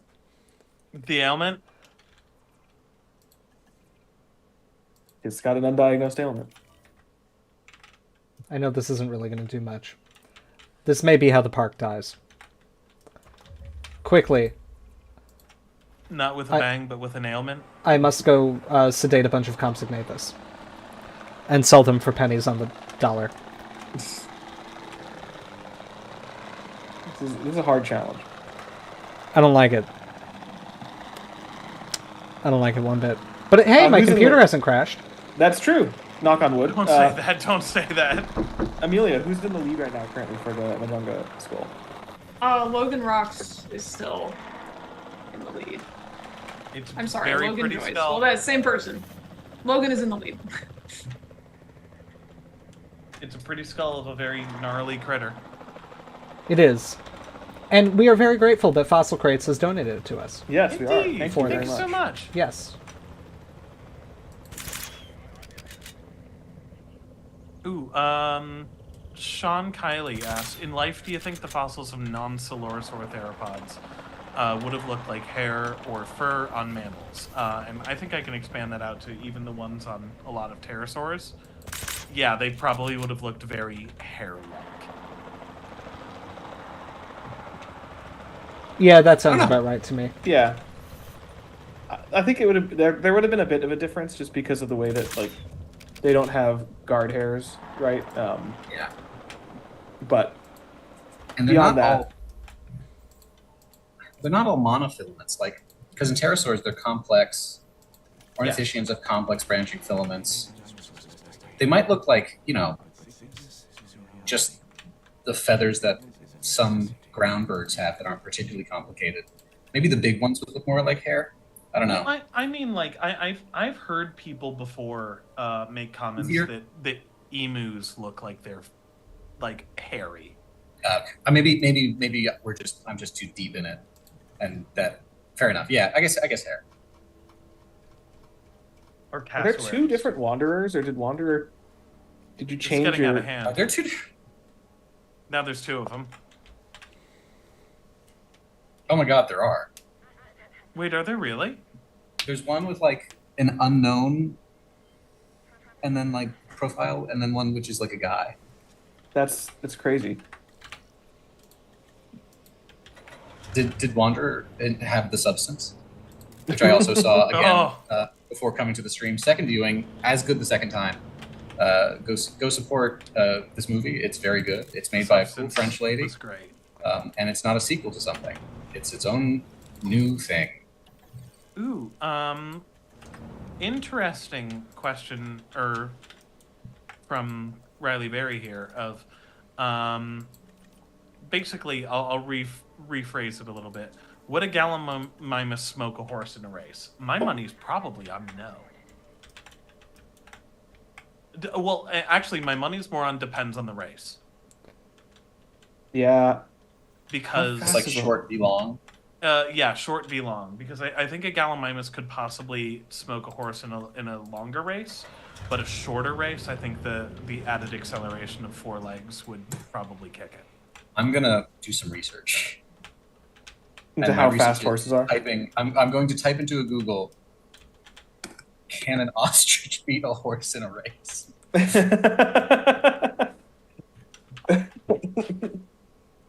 And that, I don't know, an ostrich seems like a pretty good proxy. No, I don't think you're wrong. Yeah. I don't know how fast these animals are. Because Okay. one of the things I'm ignoring the AI overview because that doesn't count. I wish I could turn that off so much. Me too. 20 gallons of water. We love it. I really like. Come on. I think that one of the things that's always just kind of like floored me about ostriches is the whole fact of that they can like cruise at like 40 miles an hour, expending relatively little energy. Like that's bonkers to me. Apparently they are faster than horses. I googled horse top speed, and one of the suggested searches is can a horse go 100 miles an hour? No, I can tell you that without Put it on a link. rocket. If it's in a car going that fast. Now I kind of wish we had wildfire to correct us, because now I'm Yeah. very invested in this answer. Yeah, I'm sticking with my answer. I think you're right. I think horses win sprint because I do think that the added traction and acceleration. Ostriches can maintain a speed of 31 miles per hour for over 30 minutes. That's crazy. Yeah, that's beating the bonkers. horse. Okay, so the ostrich wins. Well, again, depends on the race. But they can also move faster than they can accelerate faster than horses. Can they really? Yeah, they're apparently very fast. Well, that right. Oh. All those rat type meat is like red meat because they're Yeah. I can say that confidently. I've just like last year I saw one dissected and it was wild. okay. I don't want to like. I'm not coming down confidently on this answer, but based on the 3 minutes of research I've done, Well, I feel think like an ostrich might be able to beat a horse. I think both. there's of these probably guys- a distance or a time at which it switches Well- to horse. Well, folks, Did you fail again? well, I'm about to lose all my animals to tuberculosis, so probably. Oh no. Did John Arthur Green's Morgan going to visit be your- so mad at you. Did Arthur Morgan visit your park? He must have. What I'm gonna do? Spoilers for Red Dead. There's a narrow way through, perhaps. Are you going Now to I have start to a look second park miles away from the first to prevent the spread of No. tuberculosis? What I'm gonna do Welcome to Sanatorium Park. is sell the remaining dinosaurs to try to get some money back. Okay. Can a horse on a motorbike go 100 miles per hour? Probably. Who wins in a fight, a Gallimimus or a horse? Horse. Horse, Well, yeah. Well, Gallimimus Gallimimus is is big. huge. Yeah. It's so big. I think just stride length takes it. Okay. Oh, here's a fun topical question, given what we're doing here. Alice, I think, asks, what happens at SVP? My impression is that it's basically a place to do/listen to talks and to network. Yeah, Yes. that's pretty good. Mostly Your yeah. impression's Got correct. it. Nailed it. There's a chance to It- catch it- up with colleagues. They're also Yeah. posters. Yeah. Yes. It is 3 days. Four usually. 4 days, sorry. Jesus, big jumps. It is 4 days of basically for like almost all day from like 8 a.m. to like 5 p.m. With a break for lunch. 3 talks going on every 15 minutes. So it's a lot of stuff to Can't go see it through. all. You absolutely cannot see it all. Generally speaking, things are grouped by... James, are you starting this challenge by going after the Compsognathus? Oh, I'm not restarting at all. Oh, okay. I'm trying to get some into an enclosure so I have a dinosaur. Okay. But basically, the talks are generally grouped by theme, and they try not to have talks that are concurrent for that would have a professional overlap. But generally, the biggest thing is like it's a place to get caught up on the latest work being done in vertebrate paleontology, to either reconnect with old colleagues or meet some new folks and establish professional relationships, and very frequently see a new city and explore around a bit. Go to America. Yeah, Marcus asks, is it Paleo Comic Con? And I would No. No, say it's no, not. it's not. It's no, much. no. It is much less like a convention and much more like a It's a conference. It's a professional conference, yeah. It's a networking so- event conference. Yeah. more like a trade show, but even Yeah. that doesn't quite. Yeah, it's No, it's I a would- conference. Get it. It's not It's a like either of those conference, things, in my opinion. Yeah. I mean, No, you're right. yeah, it's a conference, and I think that this is the one thing I often caution younger people attending their first time to beware of is that like it's not a con. No. Don't, Like it's please don't walk up to your favorite paleontologist. Well, Hey, a you $50 can. anonymous Do. donation. Yeah, no, Oh, please hey. please talk If to they're us, yes. Anonymous who just donated $50 But if you're, can like- come up and talk to their favorite paleontologist. If you are starting in the field, like, and you may be disappointed because like some of the senior people there are also networking and working, and like you may feel either if they don't pay attention to you, brushed aside. Many people are nice, but a lot of people are there working. It is or just there to see their friends. If they don't make time for you or talk to you, it's not because they don't like you. It's just it's a professional conference. That's what I meant. Right, and I just mean like there's not like fan events or something like that. Like it's not like a Jurassic Park fan conference or something, or a Comic-Con thing. Like it is primarily about disseminating research, getting to facilitate contacts between people in the field.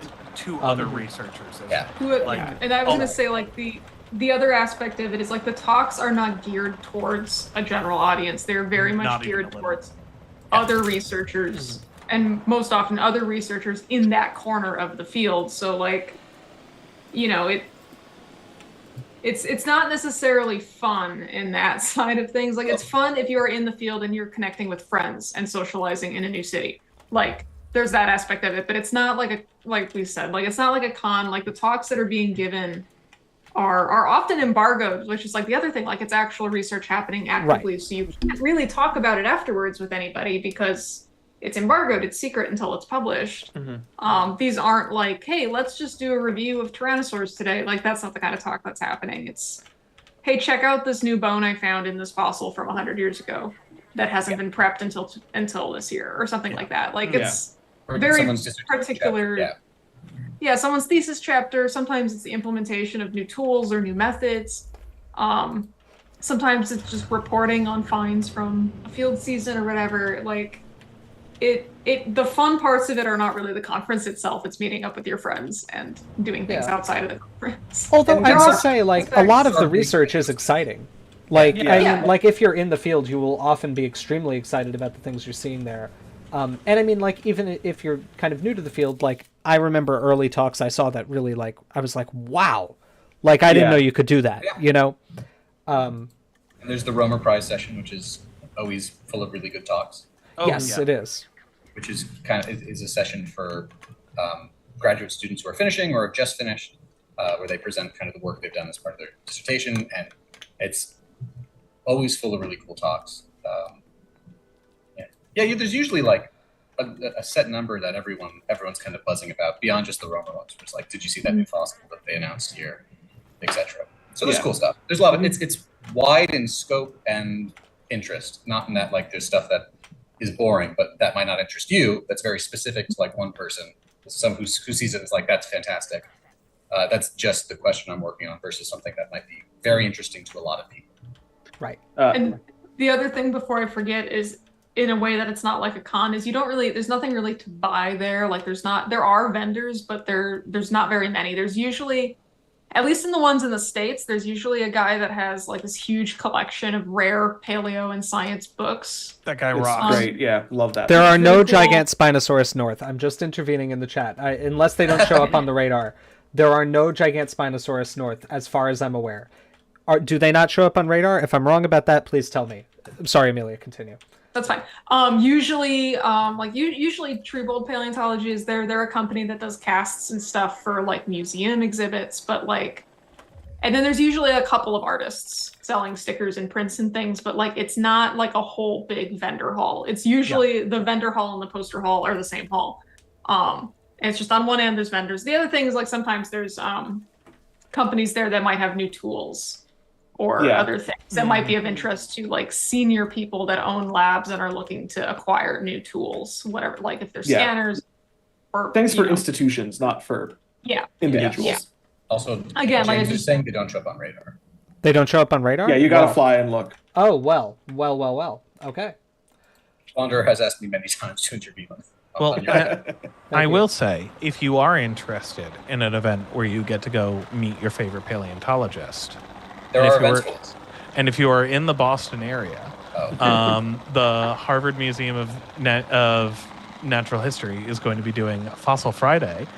They're going to be doing National Fossil Day this upcoming Sunday, and I'm going to be giving one of the talks there. So, assuming that I am one of your favorite paleontologists, you can come to my talk and meet me. And there are also, for people's interest, more public-facing kind of things like this, like DinoFest and stuff like that, right? PaleoFest, the PaleoFest, Dino yeah. Shindig. Yeah. Which people are there to meet the public. I'm not laughing at any of what we're saying. I'm laughing in chat at Brett in all caps. James, they need meat. I know they need Give meat. them Arby's. There are no giant Spinosaurus. Where are they? They have the meat. Where are they? I don't know. I can't give them meat until I research meat. So, we're working on it. Omage, I'm sorry, I can't answer that question because I have something I'm trying. I have movements I'm trying to make in regards to that. I have plans. What's the meme? What's the meme It's that's like I've been got going plans. around? I've got plans. You can't imagine. I don't remember how it goes, but you know what I'm talking. Yeah, I know what you're talking about. I can't talk about right now because if- the haters will sabotage me. Yes. If you could name any new species in reference to pop culture, what would it be that it's referencing, and what would the Dinomin be? But yeah, I can't say that because I have plans.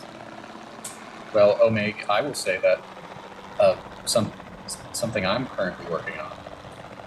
Its placeholder name is a pop culture reference, and maybe its official name if we can't think of anything better. James knows. I do know. It's really good. I will also ask you to put it in the messenger chat so that I can be reminded. Are you kidding? I have more than My brain is concept empty. My brain is so empty. I'm looking for giant Spinosaurus that clearly don't exist. I'm being gaslit by chat. It's. I put it in the messenger. You come on. This is.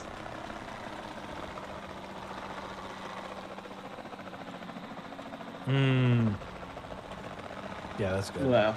Oh, right. I forgot. That was my idea, too. Yeah. It was, and I think actually, didn't we also have one for the? They're over other... there, James. Where? /S. Sorry. I think you might have been played. Yeah, I'm being played. This is insane. Far Okay. end. The other problem Far is, end. of course, the several minute delay between us. Well, yeah, that's a problem. All right. Really is skeleton crew mode. Gotta go find the obscure If Asian paleontology stegosaurus. didn't exist, and you guys, this is a question from Eyebrow Punk. If paleontology didn't exist, and you guys had to study work with a modern group of animals, which would it be? And for bonus points, what about them would you be interested in? This is easy. I have a question answer lined up for this. Firstly, if paleontology didn't exist, our understanding of the natural world and history would be much sadder and worse. Fundamentally different. Yeah. And probably fundamentally different. So I'm going to interpret this instead as, if I can't work in paleontology, big paleontology has said, no more. I said, rats. Deep sea marine biology. Rats? Oh. No. Deep sea marine biology, I love weird deep sea fish, and probably the big cephalopods. That there are so many. There are so many good cephalopods. I'm probably too much of a coward to ever go down in one of the submersible. I could get myself into it. I could convince myself. I'd hate it. I'd be miserable for 6 hours, but I'd do it at least once. I'm putting Kitten Cam back on because it's wild hour now, so they're Those just big going to fin be running back squids, and forth. or those other weird squids that are like 6 feet long but see-through that I didn't know were like 6 feet long. No, that's very funny. But I don't have that kind of. I am not. I would survive. James, they're saying pause the game and look around in like hover cam. Yes, I know, but they're not there because I already sold them. I would only get in a I'm aware. submersible. I know about the Gigant Spinosaurus. Unless there is a second secret population of Gigant Spinosaurus. I would only get in a submersible designed and piloted by James Cameron, which has a survival rate of 100%. Yeah. But yeah, no, that would be deep sea marine biology. I think is fascinating. That's like it is. As I think we've said this in the Q&A, but like paleontology, it is a science that exists like on the knife's edge of unknowability, like where it's just you can know things, but it's hard to, and I like that about stuff. In all honesty, there's some fossils in the rocks over there. Oh, I see. Thank you all. I don't think I'd be a scientist, honestly. Probably my thoughts on it too. Really? Yeah. I don't know. Like, I don't know what I'd do. Like what I would study. You have a natural curiosity, though. That wasn't an insult. No, I know. No. I know. And you too, James. You also have a natural curiosity to you. I do. I just like, I must say, for me, it's always been very, very firmly like I have to be really, really taken by something. And I don't think I would have been into science enough as a kid to like wind up studying it in college had there not been like this thing. Nothing else ever gripped me in the way where I was like, I have to do this for a living. Like, I think I would be a big fan of a lot of science, but I have a feeling I would have wound up at something else. I think, But yeah. I would have been most interested in studying sharks in some capacity, but like I don't have any research questions around sharks because I don't think about them. I mean, I guess given the time, I could develop some, but Yeah. and also it's hard to get into sharks. Yeah, they have really thick keeps you skin. out. It's a small field that's I think fairly competitive. What do we know about that? I suppose, but yeah, that sharks or maybe like there was a time when I was toying with the idea of going into like epidemiology, and maybe I would have done that. I had a small period of time where I wanted to be a herpetologist, and I've always loved reptiles and amphibians, so I could see in a parallel timeline me going into herpetology. I did a job shadow thing one day with our at Michigan, our herpetology preparator. He was a super cool dude, and I could see that being a pathway I went down. There's thunder in the game. This is not good.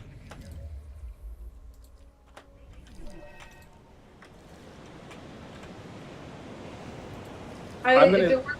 Oh, go ahead. Oh, I'm going to be stepping away for probably like 15 to 20 minutes. No problem. But I will be back. If it weren't for Let me mute paleo, I would myself. have on the Carthage. So that wouldn't have ever happened, and I probably wouldn't have become a scientist because my plan A was to be a pilot. But if it weren't like the first research opportunity that I had was actually in an Evo Devo context with extant or modern geckos, and Evo Devo has always really, really interested me. Which I now know it's because it's at least the questions I was interested in were morphology or anatomy questions. So it still would have been some anatomy-based thing. I don't think I would have been a herpetologist in the sense of going out to the field and collecting them and stuff, because I don't like to kill animals, and that's something that you have to do if you work on modern animals that you need to bring back to your lab. Like, it is okay, and I understand that. I'm not, opposed to it. It's just something that I have a hard time with personally. The other thread that I almost followed was I really love plants and botany, and like I think that something in like agricultural research would have been really, really cool. And probably like it honestly, it's just all a matter of like what I was exposed to first. It was just like, oh, this is the coolest thing, and then I developed an interest in that. So I guess art. In continuing the trend of being raised in wealth and then pursuing a career that would make no money, I do like short fiction. It's always something I've never been particularly great at, and always meant to kind of improve at, and I've always had a lot of ideas about and like more time to mess around with. But maybe, I don't know. Thinking outside of science.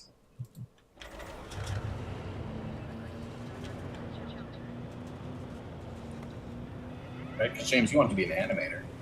Well, at one time I wanted to be a filmmaker of some capacity, but I think I wanted to do that because I like Jurassic Park so much. So, I mean, I guess, like, if paleontology doesn't exist, my assumption is that Jurassic Park also doesn't, and then I don't really know what I would have liked. I know I I find my favorite parts about science are, like, kind of, honestly, like, evaluating arguments, like, looking at data and everything, and so I could see, like, winding up in a capacity where, like, that is kind of the main deliverable. I mean, when I once had a crisis of faith about whether I wanted to stay in science, I decided I was going to go to law school, which is like an avenue that I could imagine a lot. But I could also imagine winding up like a data scientist in general, some sort of quant person.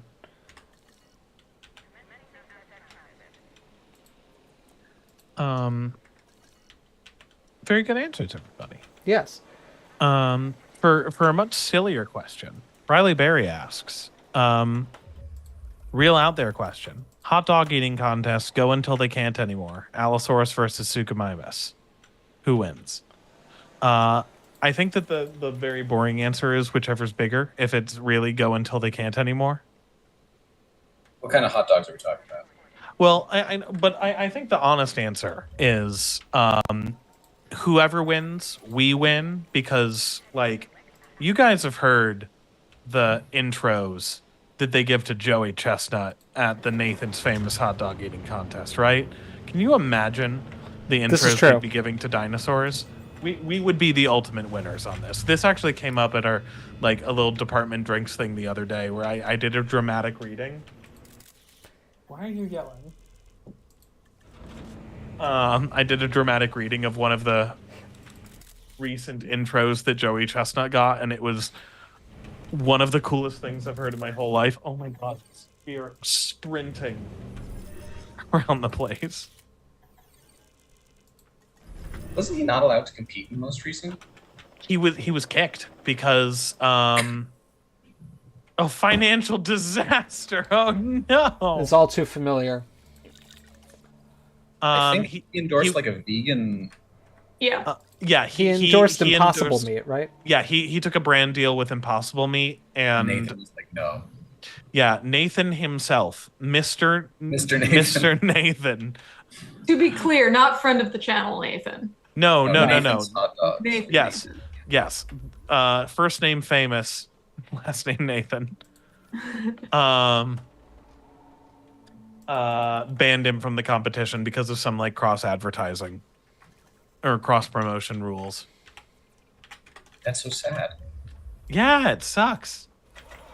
It's not in the spirit of competition. It really now, isn't. what I don't know is, like, did the hot dog eating who won this dispute? Was it like, because I know that, like, you know, his idea was basically they're nothing without me. Yeah. And I feel like that's probably right. It's probably right. Yeah. Name another working professional eater. No, that's a fair point. I guess I've always wondered about his. Like, do you think we should study his metabolism? Probably. I mean, we'd learn a lot of good stuff, presumably. It's probably fascinating. It must. Yeah, be. the real winner was John Hot Dog.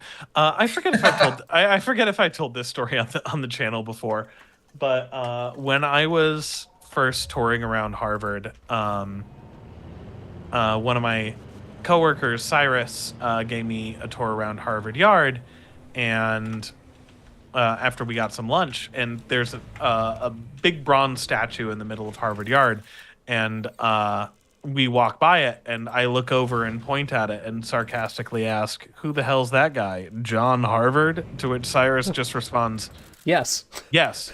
I was like, "Oh."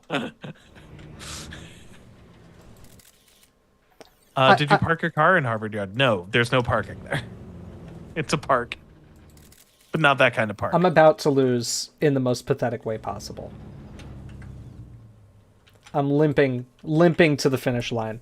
Can you sell any buildings that you don't need? I have already sold pretty much everything I've got. I'm getting okay. If I sell the shelter, though, that'll ruin my income. What do I do? I sell the shelter, and it prevents me from losing. Okay. I'm relaxed. I'm extremely relaxed right now. Start selling guests, Swamp Ape says. Yes, I agree.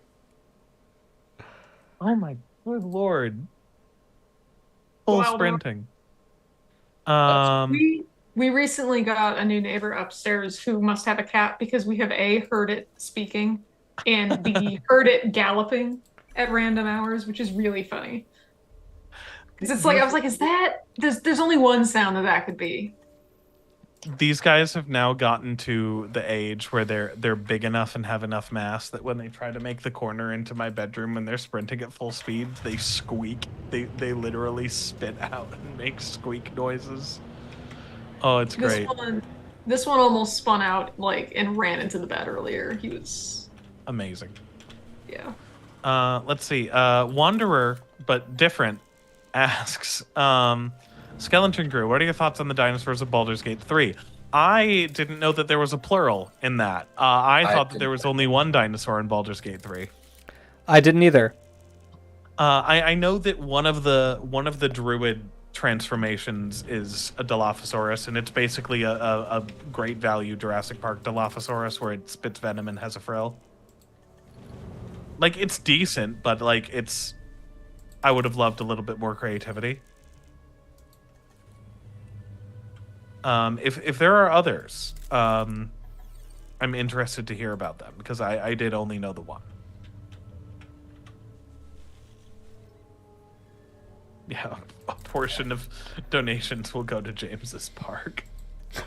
I did not play Baldur's Gate 3, but I know people really like it, and it seems pretty cool. Oh, there's an Alioramus in Baldur's Gate 3? What? It's not it's something that looks like Alioramus, right? Let me see. Oh, you have piqued James's interest. Let me see. Alioramus. Oh, it's just Dilophosaurus, but a different color. Oh, okay. James's interest has faded. Why won't my compsognathus fight? If they fight, I will make $300,000 in the photograph. Dalton, I think, beat Baldur's Gate 3. He probably would have an answer to this, but oh well. Come on, fight. It looks like Alioramus, so literally almost any Tyrannosauroid. That's like the only Tyrannosauroid I would say does not look like all of the other ones. Mm-hmm. I can point out that one. Why are you sick? Why are they all sick? Well, you know what this means.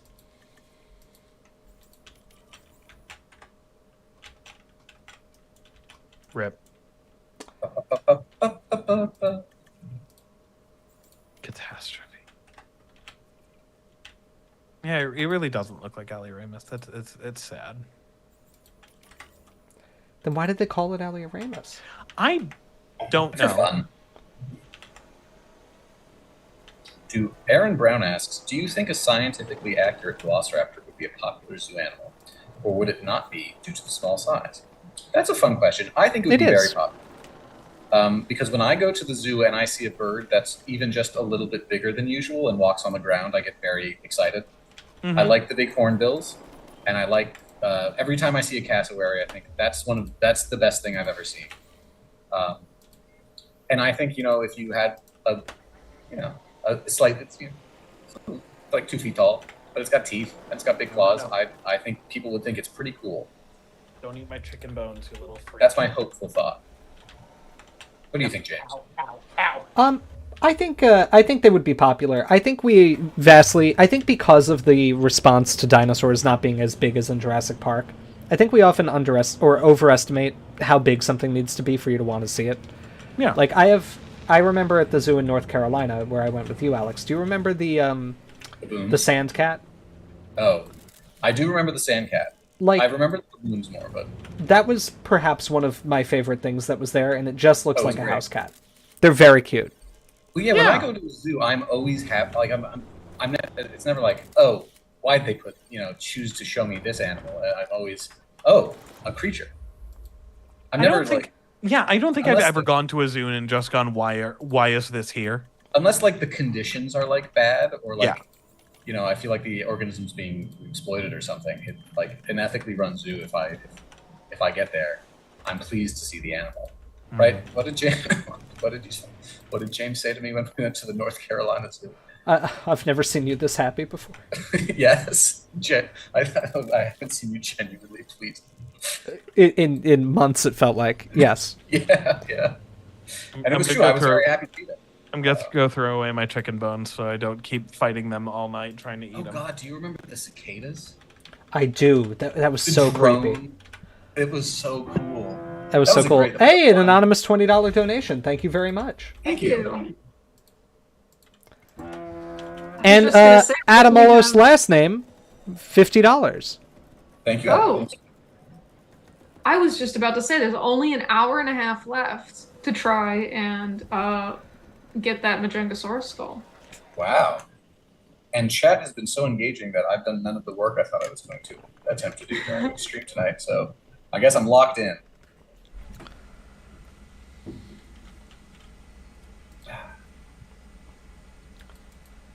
It's like going. I guess I just wouldn't understand like getting to the zoo or an aquarium. And so Dalton is unfortunately not here, but I will explain to chat the Dalton Alex Rubenstahl zoo philosophy, which also extends to aquariums, which is we will see everything, and that does dictate pace, and that's not for everyone. Not everyone can do zoo time. I do like zoo time though. Yes, and it's because you want, and I have a very similar feeling about any fossil exhibits. I will try to. In a natural history museum, there's usually, like the AMNH is basically impossible to do in one day. I've tried. You can't really look at anything if you try to do it in one day. It's too big. So, exception. But you can do the fossil halls in one day up there, and like a few other fun things. But yeah, when Dalton and I get to a zoo, we are seeing everything. Did we get a donation the second I stood up? Yeah, basically. Hilarious. Yeah, basically. But yeah, so I'm there to see the critters. I will not be disappointed. I used to enter AMNH time, which was similar. Mm-hmm. My family still tells stories of essentially the forced marches I would take them on through the AMNH to be able to see everything in one day. Blitzing through. That sounds cool. Sounds like that's a big zoo in Miami. I wouldn't mind doing a bike zoo. I like the Smithsonian zoo in DC. It's not huge, but it's basically one big hill. So I always remember doing zoo time, and that is I try to start at the bottom. Strenuous. Yeah.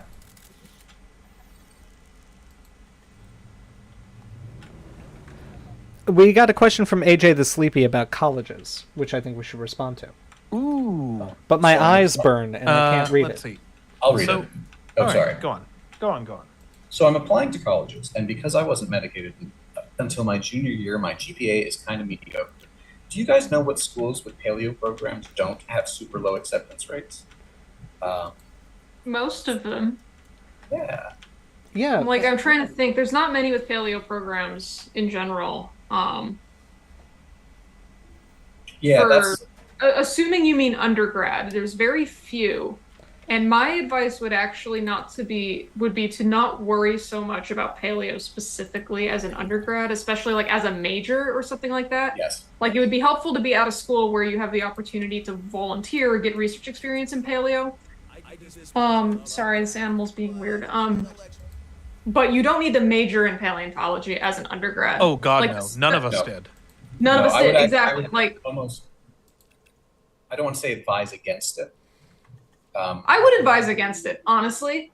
It's better to develop a more varied toolkit for research and other things. I feel like as an undergrad, like the more important thing is that you're learning how science works and how research works.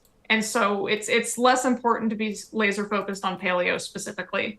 That's not to say that those programs that do specialize in paleo are bad. To be clear, it's just at this stage, the more important thing is getting general experience and just learning the basics, really. Like, that's what undergrad is for, is you're getting started. Like, because nobody's learning paleontology in high school, right? Like, unless I'm sure there's some specialty school somewhere that does it. The ALF Museum with the Webb schools in California is probably the only example where there's a museum attached to a high school, a private high school. Right. And it's like you can obviously like get experience as a high schooler of some kind, like through that, or like the Sternberg Science Camps. We've worked with Dave Levering, who runs those, a couple of times. But like, I wouldn't worry about, for undergrad, getting a degree in paleontology, because I think there's only one or two places, at least in North America, where you can do that. I used to be able to say there's more because of Carthage, but the situation there, for those of you in the know, has been really bad. for paleo. Basically, the school's not supporting it anymore, and so I would not actually recommend students go there, which is unfortunate because when I was there, it was really good. But even then, it wasn't a major. It was under the umbrella of biology, and just like the difference was that you wrote your undergrad thesis with Dr. Carr, and it was paleo focused. And you got an opportunity to go out to Montana and dig and do prep volunteering in the prep lab. We got a $5 donation from. I saw eyebrows in there, and I forgot the rest of it. Okay. It was something eyebrows. Yes, I also didn't want to interrupt Amelia, so I didn't say anything. But yes, we got a donation. Eyebrow punk. Thank you, Eyebrow Punk. Eyebrow punk. Thank you. Thank you. Yeah, don't worry, AJ the Sleepy, about finding an undergrad paleo program. They don't, as we're saying, they don't really exist.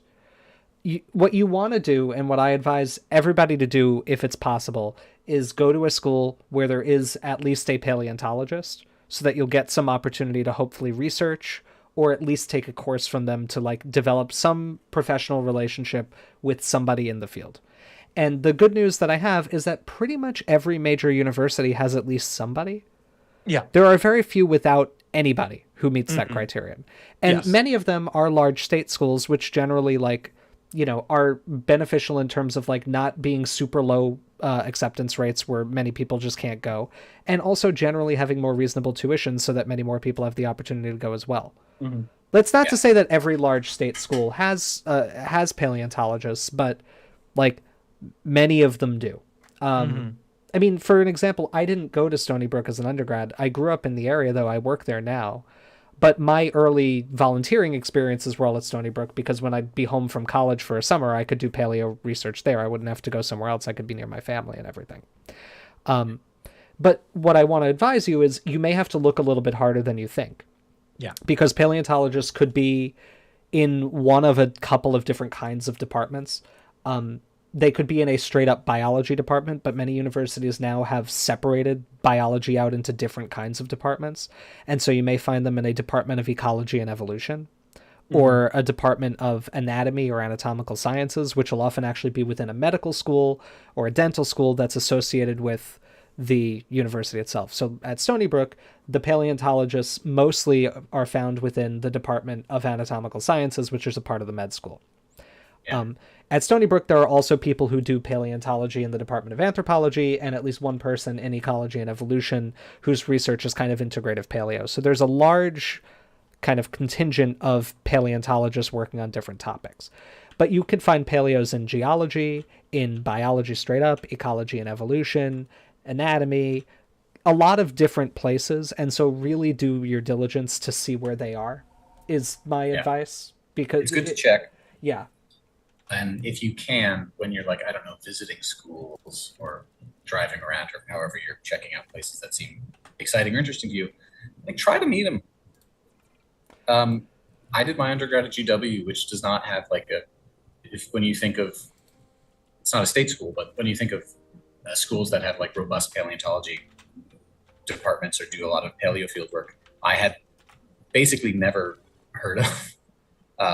And by complete chance bumped into Kathy Forrester in the geology department. And like James said, it's very interesting because Kathy and who would become my advisor, Jim Clark, are married. They work both at GW, but one is in geology for some reason, and the other is biology.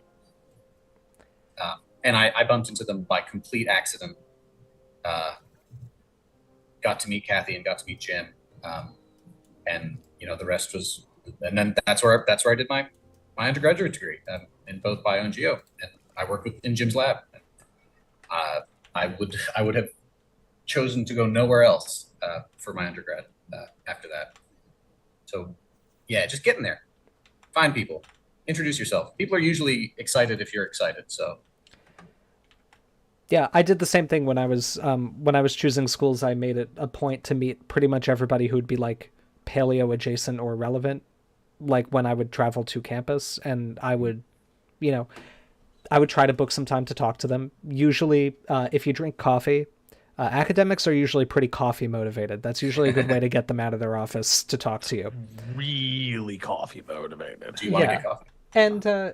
And yet you want to just kind of take that opportunity and do what you can. Hey, my compsognathus illness appears to have resolved itself. Hot dog. Hooray. In my interim absence, did we have to restart the challenge, or is this No, you weathered the storm? Congratulations. I'm limping through on my own. It's gotten bad. It's been bad here, folks. I don't think it's ever been good. No, it's never been good, and it's currently bad. Anyway, that's just like, you definitely have to look to see who's around, and then if you're being super kind of, I don't want to say picky, but if you want to be really selective, then you could also say, well, if there's a couple of schools that it's realistic to go to, maybe in one place the paleontologists only work on mammals, maybe in one place they only work on dinosaurs. If at that point that's part of a decision, you could think about that. But again, anything that's in the vert paleo realm, if you want to do that, is setting you up better than almost anybody in terms of getting into grad programs later. But having that research experience is good. I would say go into it, to build on what James says, as an undergraduate at least. This is obviously the incorrect thing to do for PhD work, which is you should have a question. You should have ideas of the questions you're interested in. But as an undergrad, if there is someone, if there is a faculty who's like, hey, I'd be willing to get you started on a project or have you work on something, open mind. Doesn't matter. If you were like, I want to do dinosaurs going in, and they're like, hey, I got a cool stem mammal or some amphibian project, bite it, check it out. Yeah, do it. Right. Do it. And you may discover you love it. Exactly. I assume many of you went into my undergrad. I'm like, I want to work on dinosaurs. Jim was like, do you want to work on crocodiles? And I said, sure. And here we are. Right. And it's not like it ever stopped you from working on dinosaurs. No, anything it helped. Mm-hmm. They got me in contact with a wider range of people. I got to see a lot of different exciting locales. Just keep an open mind. Don't. If you're at this stage in your career, you are the earliest you can be, and there's the most time to change and pivot and evolve. So open mind, try some stuff. You'll probably like it. Well, because that's also the other possibility is that maybe you don't like paleo, and that's okay. It's more, it is just as important as an undergrad. A really important part of undergrad is figuring out what you don't like, and that is just as important as knowing what you do like, because that can help guide other decisions later on. You do not want to commit to a graduate program in a field that you do not like and cannot stand, because grad programs are miserable when it's on something you like. I cannot fathom going through a grad program hating what I study, because sometimes that's the only thing keeping me here. Mm-hmm. Yeah, James. Yeah. Don't worry about putting it on the exhibit. Just put it somewhere else. I know, and airlift everything. No. I know. I'm just trying to hook up to my existing power grid. I see. No, yes, but currently the issue, just have it there and hover with it, because the issue right now is just the compsognathus are too close to the fence there. So they'll run off. Wait. Yeah, or on Or do Amelia's that, yeah. point of finding out things that you don't like. I went into I went into paleo thinking that I was going to be going into research, and basically from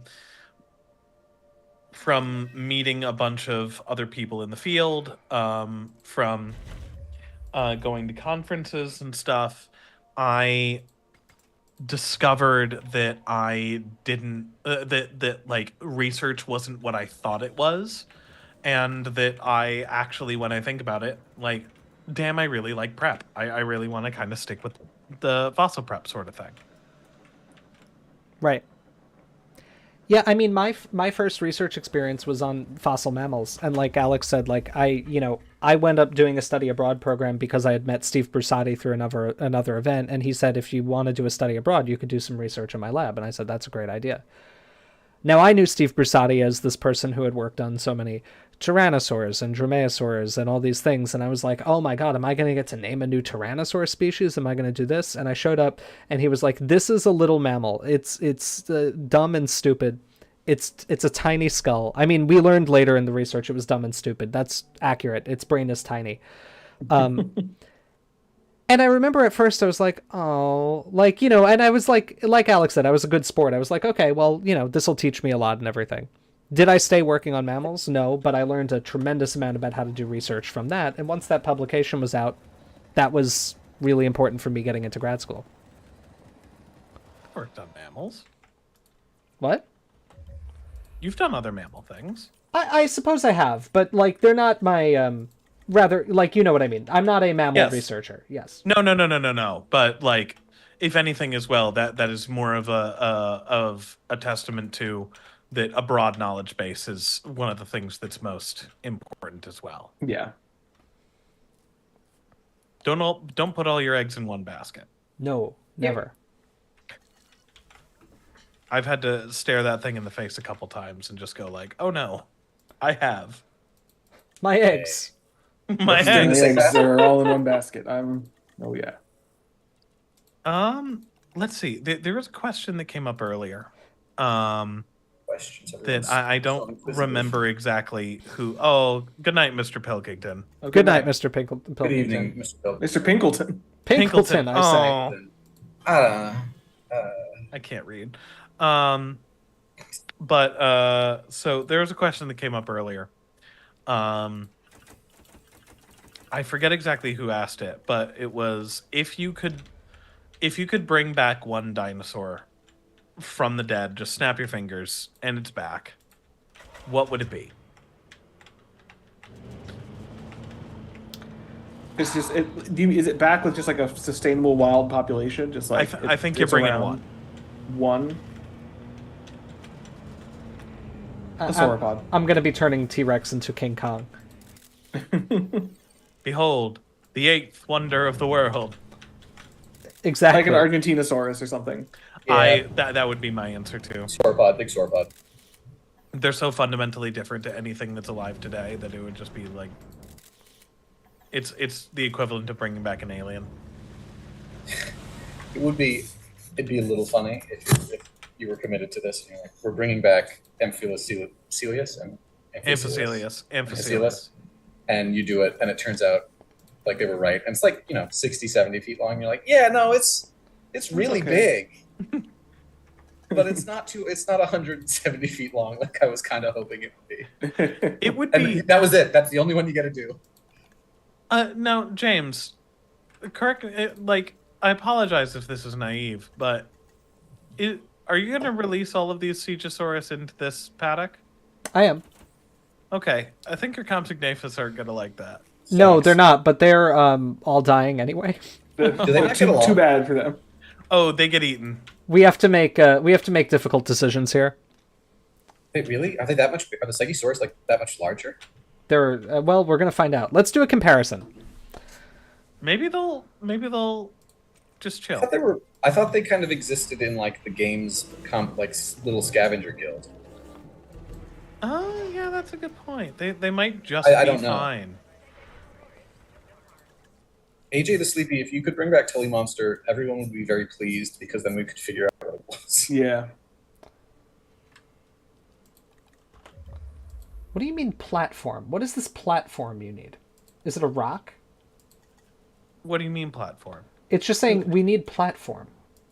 No? That's gotta construct additional platforms. That must be a glitch or something? Because that, I think, is the symbol for, like, the marine platform, like the Archelon. All of them are saying they need it. But I think you're right. A viewing platform, someone in chat says. But why would they need that?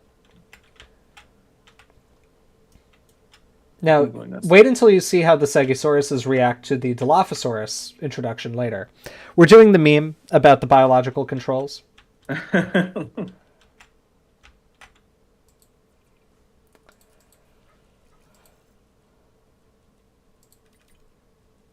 Apparently, a lot of people are saying it's a modding bug. James, have you been modding? Oh, you know what? I still have the Jagged Fang mods from when we did that stream a long time ago.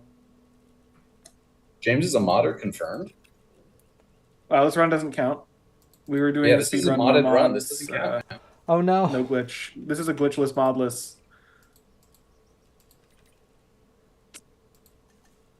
Hate to see it. please. I would like to make more than $10,000 from amenities so that I can get my $300,000 reward. Alice, I think, has asked if an evil cephalopod of some sort transformed you into an extinct non-human creature of your choice that you would have to live the rest of your life as, while keeping your mind and making modern-day conditions suitable for you, what creature would you choose? That sounds like hell. Something with a short lifespan, so I could be over with that existence. Immediately. Dead. If an evil cephalopod of some sort transformed. Could I be the evil cephalopod? If you choose to be a cephalopod, then you would be an evil one. I'm evil. I'm nice. Sorry about it. I don't know.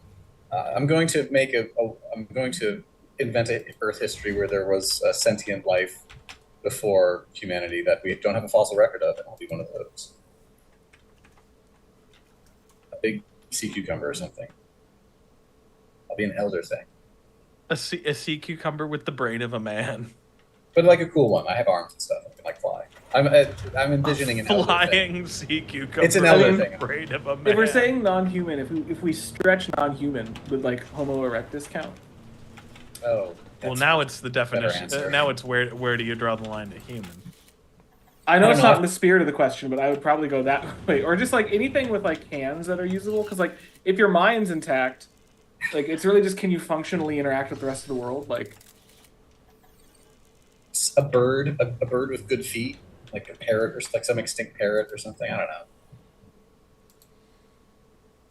You can kind of talk.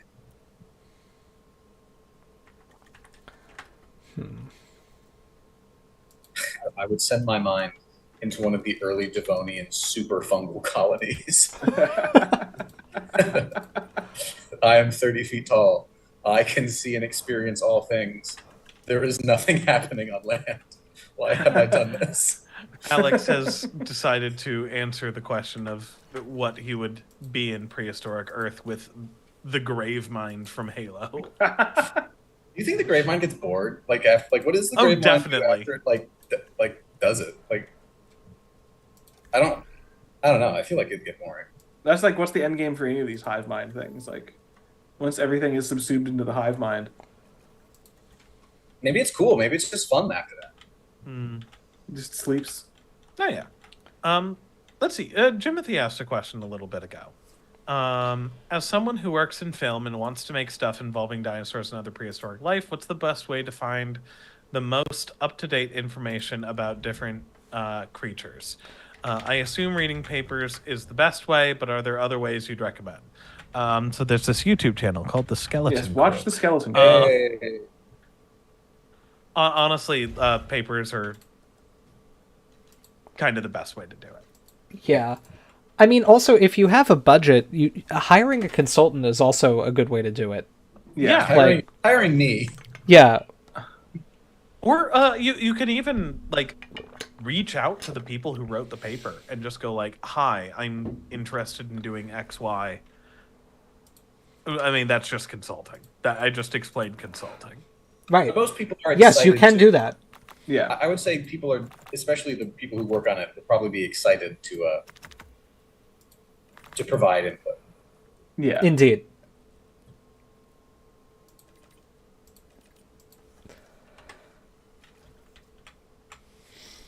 We've had Riley Berry ask, the task is to pick up a basketball off the floor first. Who wins, Carnotaurus or T-Rex? I think Rex because it has claws, but Carno is closer to the ground.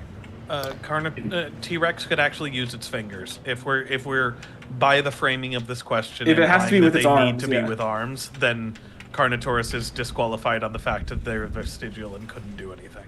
Yes. I don't think they were used for much at all. And that's all I'll say about that. But anyway, yes. If you want information, I mean, like, the one thing I wouldn't say is like, there's a lot of like, don't rely on like, oh God, a storm. Never mind. Oh no! Advice Reconcile yourselves with ye gods, for all shall perish in the tempest. Abandon all hope, ye who enter here. Typhoon come, all die. Well, it would be a hurricane in this hemisphere. Yes. It's an old quote my dad used to say. Well, no, it wouldn't be a hurricane in this. 'Cause In this is the Arizona? southwest. This is the southwest Oh U.S. yeah, it would be from the It would be coming from the Pacific, so it would be, It would be a typhoon. big idiot. Geography facts. He got me. I got typhoon. I'm a typhool.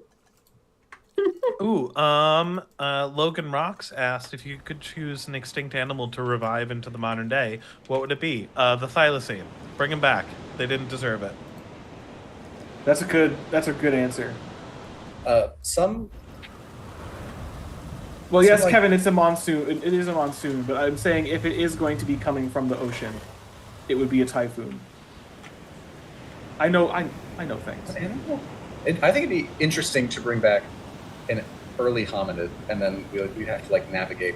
I feel like if there's a hopeful and gentle future where we had to like learn how to coexist with a near human species in which we would be kinder to everyone, and I would like that. I suspect we would have annihilated them upon contact. No, I'm saying there's a possibility that there's the annihilation path, which looks like the one we went on, but maybe there's a version where we figured it out. I'm trying to be hopeful. I'm trying to provide a hopeful answer. Swamp Egg asked, where would I put the thylacine? I imagine back where it was, but just with laws in place to keep them from being annihilated. Give them basic zoo care. Yeah, give them basic zoo care. Probably a couple in a few different zoos.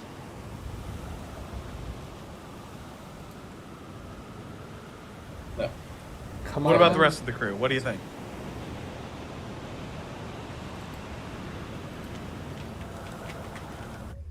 I mean, sauropods again. I just really want to see them. I really want to see one of those things. I respect that. And presumably within the frame of the question, it would work, and it wouldn't have like horrible ecological consequences. Or you know what? The consequences be damned. I'll just do it anyway. Sauropods. Activate. Swamp Ape, you're making me sad with all of these qualifications on this answer that I gave. I really wanted to give a second chance to the thylacine. Wait, is Tasmanian devil super cancer able to jump species, or is it specific to Tasmanian devils? No. I'm not aware of also- a jumping species, but What a like that would wild be- sentence. Tasmanian devil super cancer. I'd listen to that thrash band. You said it sounds like a band. Did early hominids have a mind similar to that of humans or chimps? I guess that kind of depends what hominids we're talking about. I'm thinking like tool making, fire, Homo erectus, kind of a hominid with like culture and stuff. I think would be interesting to see a world in which we kind of emerged and learned to coexist. If that makes sense. Like an Australopithecine, I think would be more comparable to. And also, like, Riley, you make it seem like bringing back a stable population of T-Rex would destroy the planet. Gun. If suddenly overnight yes. a stable population You could of just T-Rex kill them, right. just showed up in the western US, right in the middle of a range where people are famously unarmed. I don't. And you think can see that the they target from 3 miles away. I don't think they would last super long. Hell, there are people on ranches out there that hunt prairie dogs with 50 cals. I don't think a T-Rex would last too long. that feels potentially like overkill. Just a bit. James, why are you deleting your hatchery? Because I'm out of cash. And to repair the things that He's generate cashless money. in Seattle.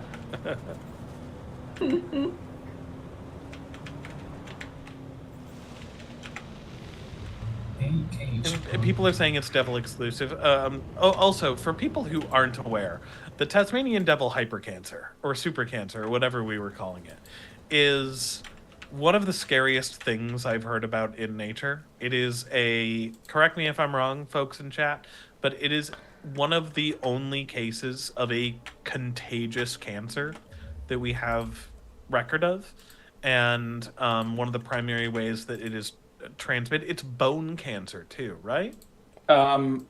It's a facial tumor. I don't think it's of the bone. It might go into the bone, but I've seen skulls that were deformed by it. I'm certain it affects the surrounding bone tissue. But it's horrifying. It's mostly transmitted by like bites on the face, which Tasmanian devils do all the time. It's just a way to say hi. So here's some information from University of Cambridge about transmissible cancers. They're very rare in nature. Among mammals, only 3 are known, affecting dogs and Tasmanian devils. Several transmissible cancers have also been identified in marine bivalve mollusks, including several species of clams, cockles, and mussels. Aren't there? I thought there were transmissible. Aren't there viruses in humans that can? Well, there are viruses that the HPV. HPV. Cause cancer. There are sure some cool bone cancers in animals. Because now I'm thinking about just like cervid horns again. Which deer antlers are just a basically controlled bone cancer that they do at one point with their skull. Alex, I thought that you were implying there that antlers in deer are transmissible. You can get them. You get bit by a deer and you just start growing antlers. It'll happen. Oh, is that the not deer? Ooh, having that's totally folklore that existed. That's not a 4chan from like not 4chan. Oh Christ, creepypasta from God knows how long ago. Ooh, we're broaching on some Skeleton Crew particular soapboxes because that the not deer is dumb. No, well, it's the not deer is dumb and made up, and also someone brought up carcinization. Okay, before we get on that, we got to do an update because we now have 1 hour to go officially. Specifically, it's 1 hour to go if you would like to try to acquire the Majungasaurus skull. The current highest donation is $250, so you need to beat that in order to receive the skull. We are currently sitting at $11.50. Yeah, $11.50. So $1,150. Which obviously, first and foremost, thank you all so much. Yes, great. thank you, and thank you for helping SVP. Yeah. Yes, for helping the SVP. Especially like I know there wasn't a lot of leeway or lead time on this one, so this is incredible that we were still able to do this. Absolutely.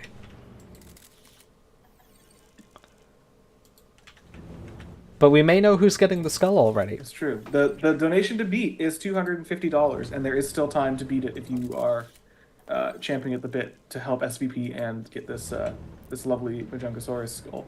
At scale Majungasaurus skull, we should say. It is not full scale, to be clear. Yes, it is small. But still very cool. Yes.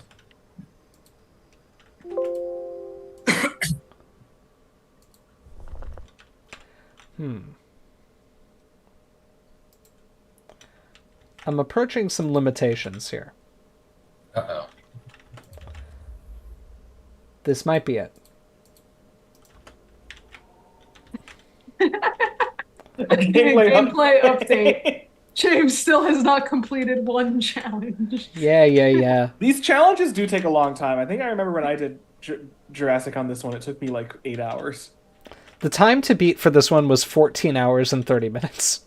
Good Lord. All right, but hey, I'm back in the green.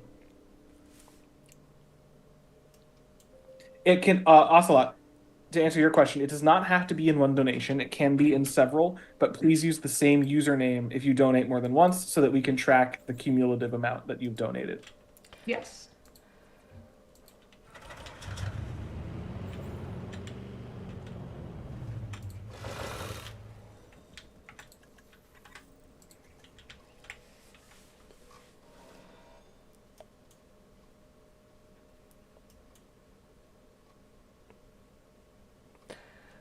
Okay, money's flowing back in.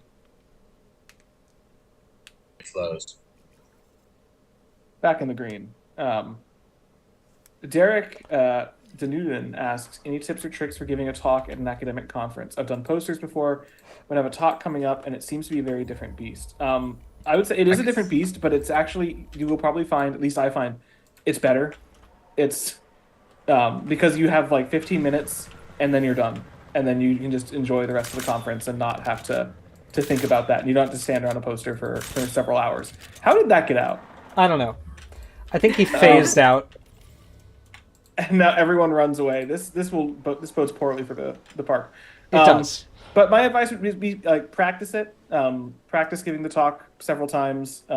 You don't have to have it completely memorized. I tend to not like follow a strict script, but that helps some people. But it's useful to have a good sense of what order your slides are in, at least, because there's no guarantee that conference to conference, it will depend on if there will be a visual screen to show you like presenter mode. So don't rely on that, and don't rely on notes in presenter mode. Never.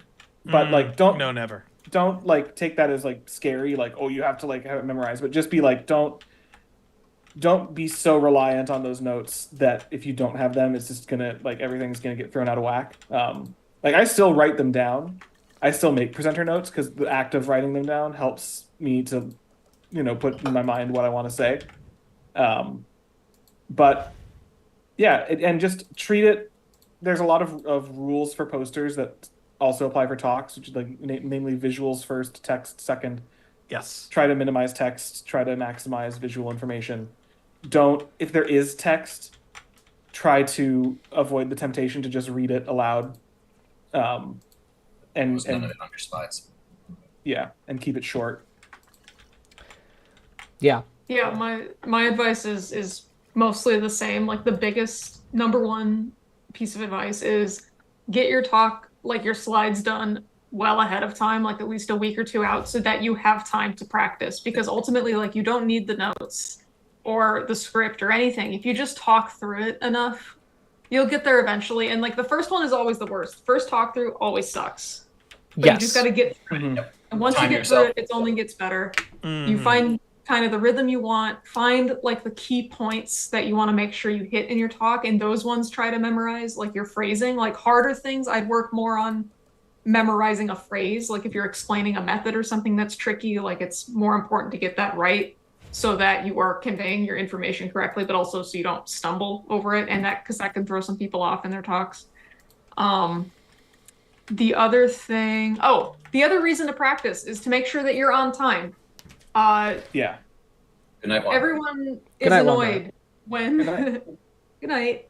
Everyone is annoyed when a talk goes over. No one is annoyed when a talk is short. So like really try to aim to be on time, because like we were talking about SVP earlier, like there's 3 talks happening at the same time and like one after the other, and people have other talks they want to see, and it's, in my opinion, kind of rude to show up to a talk, go way over time, and kind of ruin everybody's schedule for the rest of the day. So cancel the coffee session. The only time it's okay to go very long over is when you're quote unquote unintentionally given the last talk in the conference, so that you can go over and keep your audience captive, which I did do last year, and I then immediately received a text from the conference organizers of just "you're welcome," which was That's very funny. Yes. Well, thankfully, at the time I also worked for the person doing the scheduling, so I think they knew my talk was going to be long.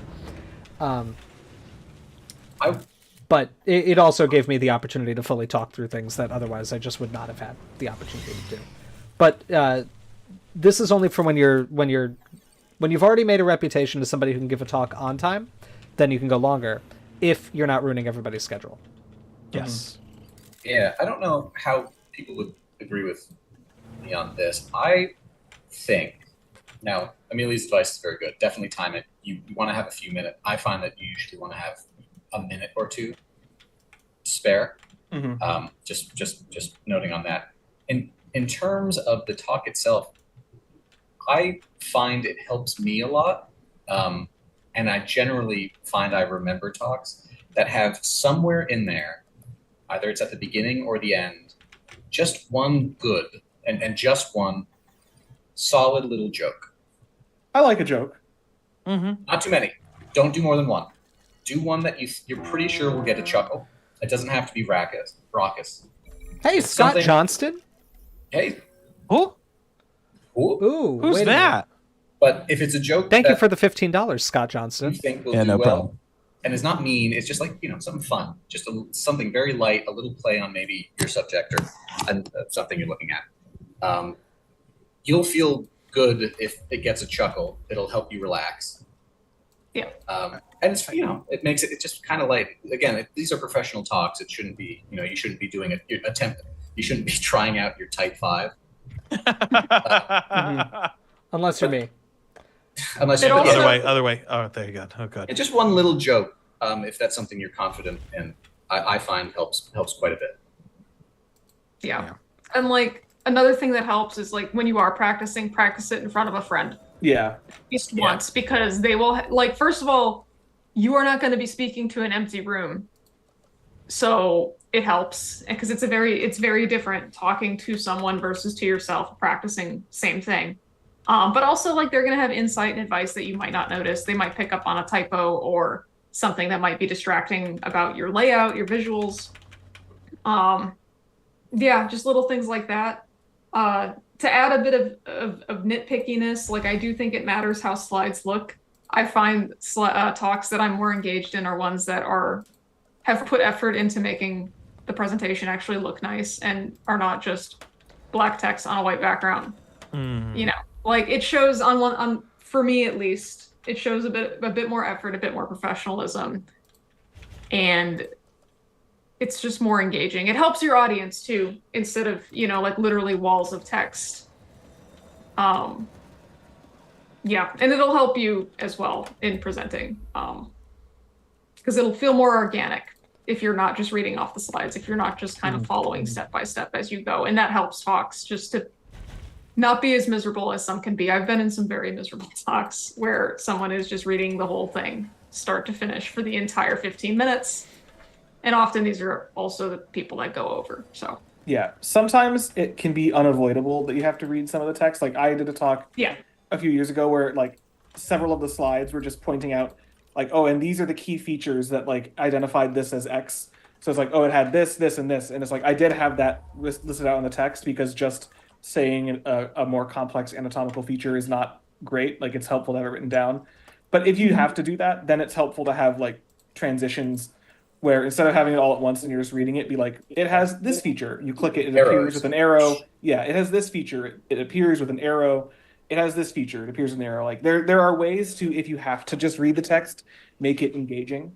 And it's that. And if you another thing, two things actually on that note.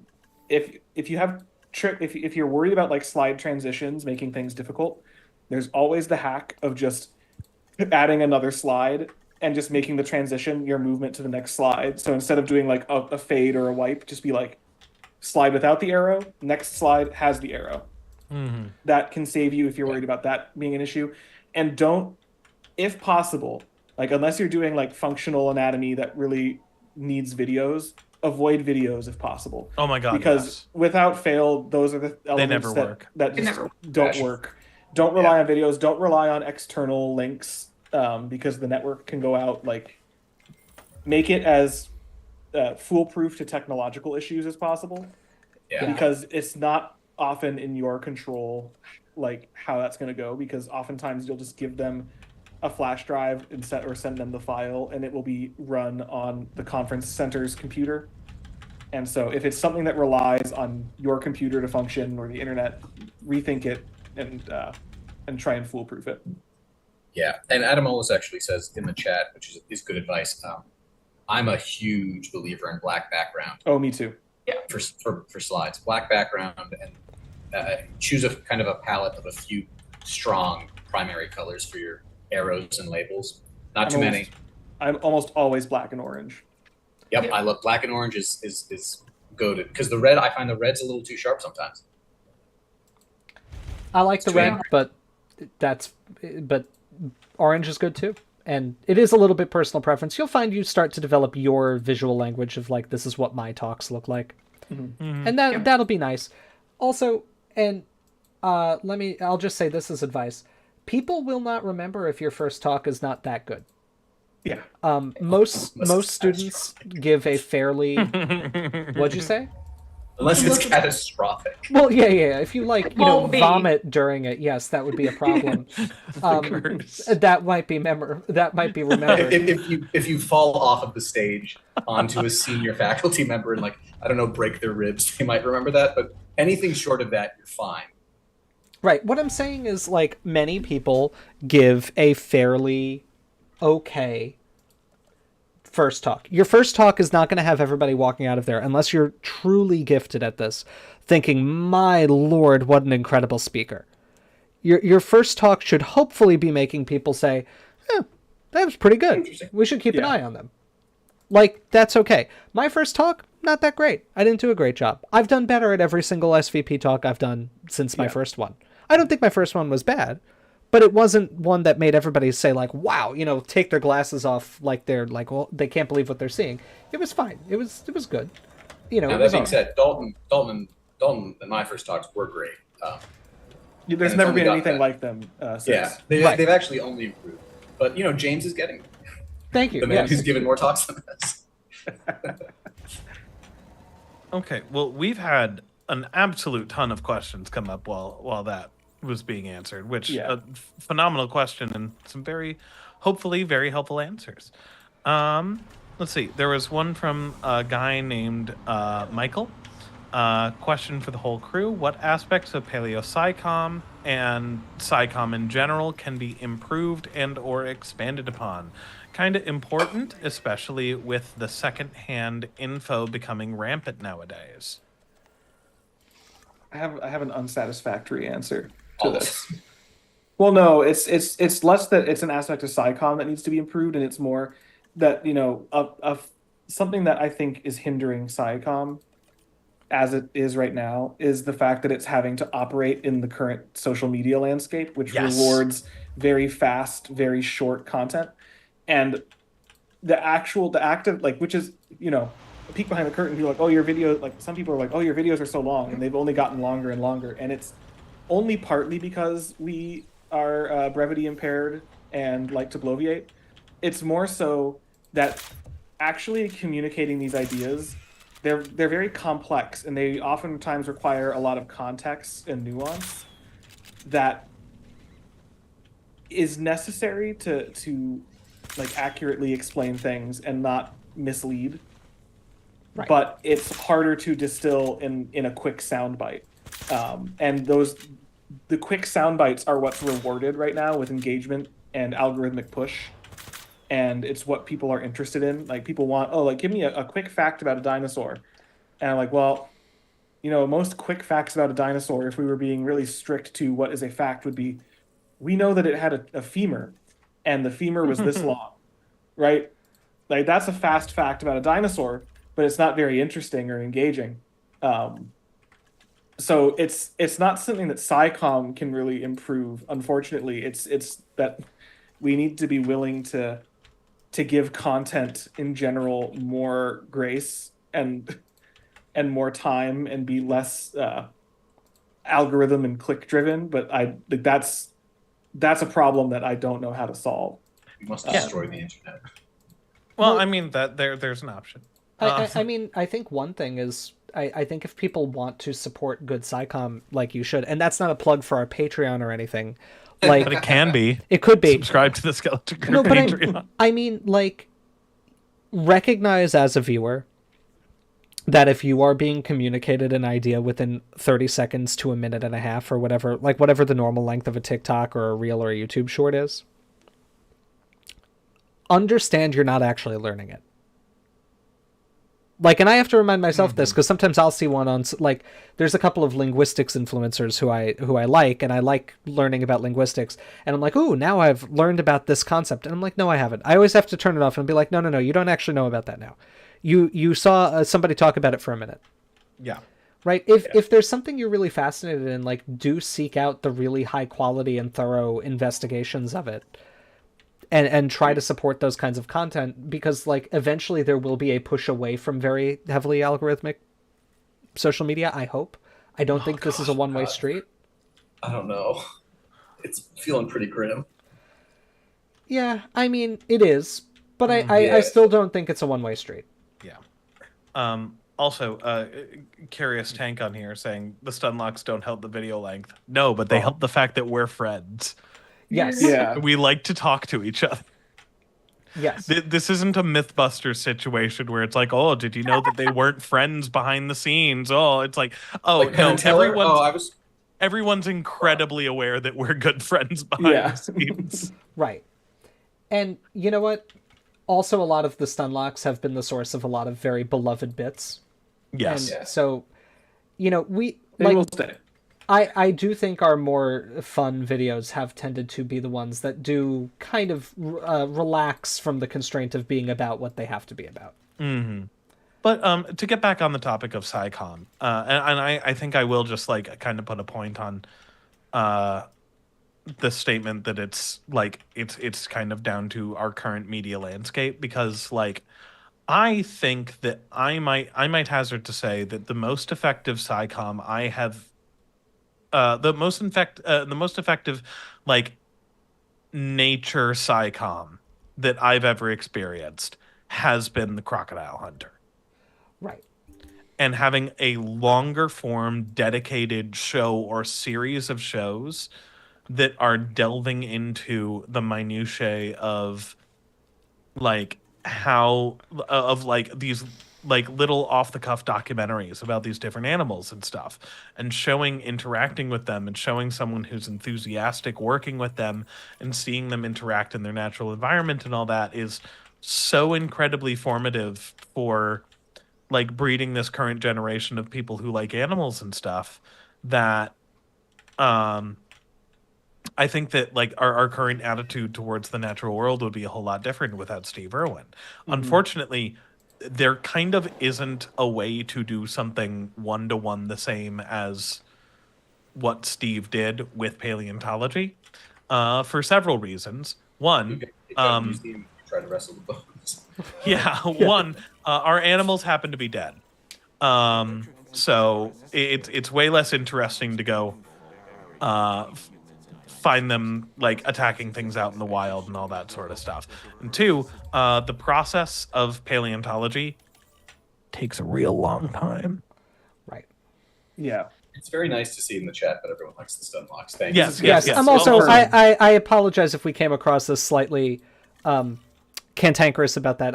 We've gotten a couple of nasty comments periodically that are actually not liking the stun locks. Yes, this is not directed to you, Curious Tank. I think it hit a nerve accidentally. Curious Tank, I'm very sorry if it conveyed otherwise. I actually found the only time I ever saw the Skeleton Crew discussed organically on Reddit, I just saw somebody write the phrase like, they've been making content for over 2 years and it just seems like they're getting worse at it, which lives in my brain deeply. You can tell that it does because, James, you've told that a couple times, and that phrasing has stayed consistent every time. That is a flashbulb memory for you. This is a quote that is written on the inside of your eyelids. Well, yeah, because I mean, I am like fairly proud of the channel. Oh, me too. And so I think it hit directly at a thing I otherwise thought we were doing well with. Holding his granddaughter's hand on his deathbed, and like the DMT rush is coming in. And he's just thinking, he's like, I can't believe that guy doesn't like our video.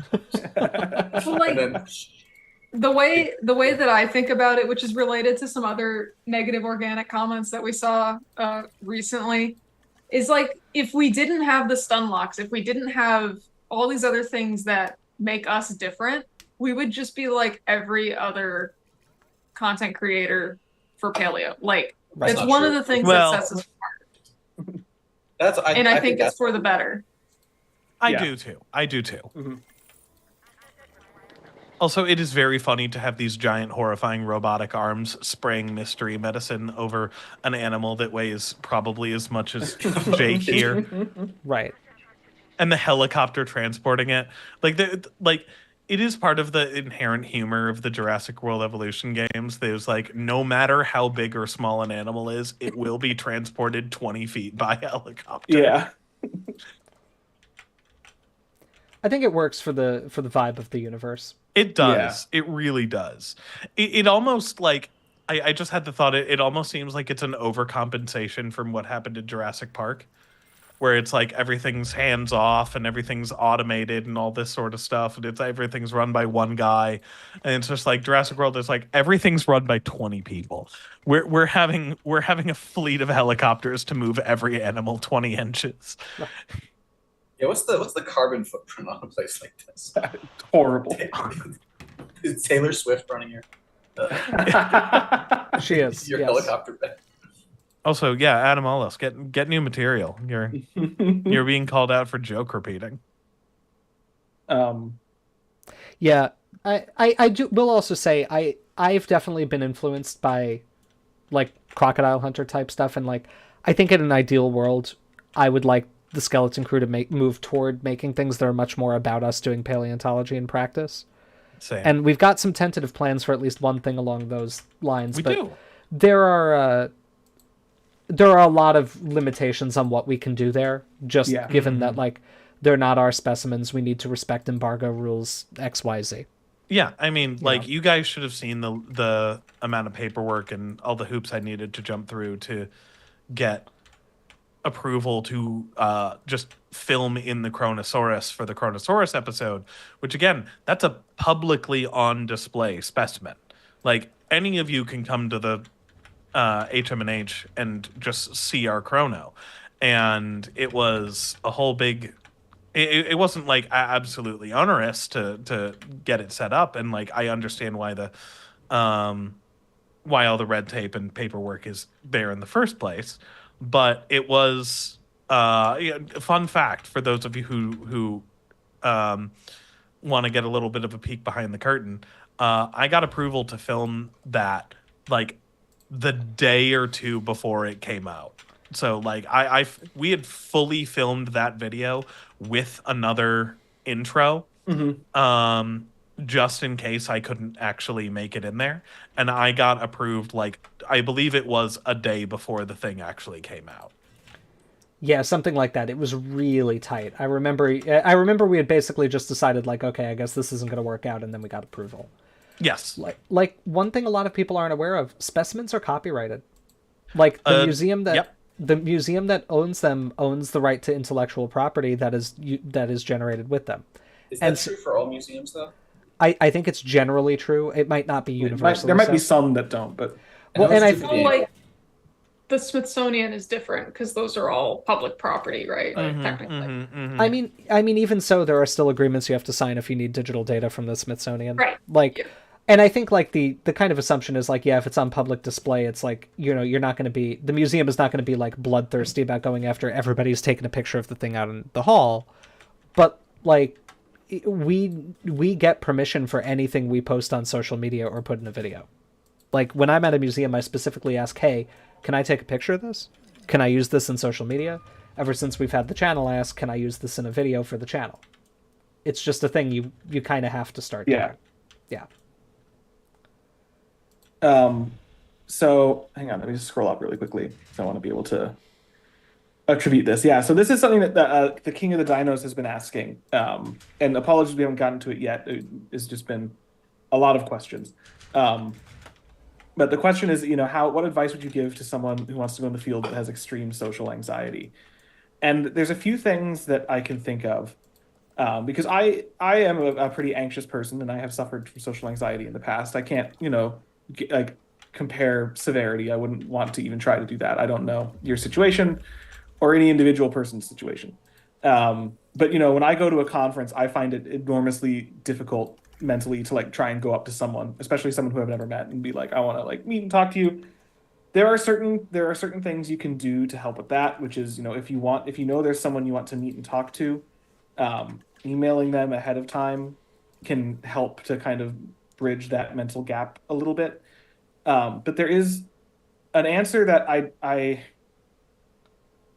don't feel great giving, but I think it does need to be said, which is that, paleontology is very, very often a collaborative effort, and the best work that's done is collaborative, and you need to have, if you're in this field, a support system of people who are on your side and doing that kind of research. And if you find that your social anxiety is inhibiting you from doing that, and more broadly, that like if you're really interested in doing paleontology, but you're finding that your anxiety is preventing you from pursuing that, you haven't reached a point where your anxiety is functionally preventing you from pursuing your interests in life and actively hindering your desires and wants. And I think, unfortunately, kind of the only solution at that point is to try to find some kind of support or mental health support or system to help you to alleviate that anxiety, be that counseling, be that therapy, whatever it is. Like no, there's zero shame in this. I did therapy for anxiety early in graduate school, and it helped me out tremendously.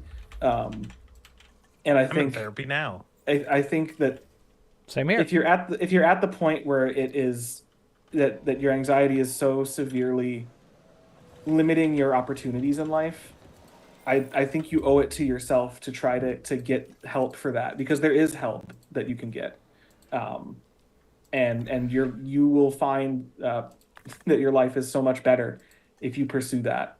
That would be my advice. I don't know if anyone else has anything they want to say. I would recommend the same. I think it is it is important to try to be, and I haven't really dealt with social anxiety as a problem that I've faced, but one thing that's kind of recently happened in my life that I'm very, very okay with talking about and open about is that I was recently formally diagnosed with ADHD, which I'd long suspected I had, because I basically reached a point where I felt like I can't really keep going doing the thing that I need to do at the level that I need to be doing it. And I think different people hit that point at different times in their life. But I hit mine kind of during my postdoc. And I think it was probably a combination of, my career kind of taking off on an independent sense where I didn't have an advisor who was like really regulating me and my progress anymore.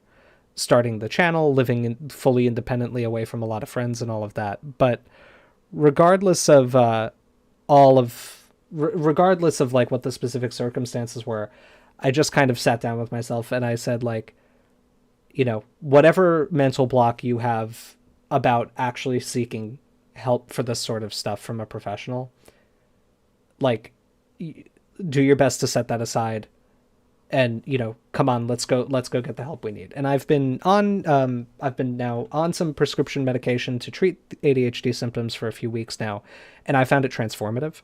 And so it's not the same thing, but I can say, like, regardless of regardless of what your own situation is, a lot of people deal with things that can affect their happiness and opportunities, and it's worthwhile to seek the kind of help you need if it's at that level.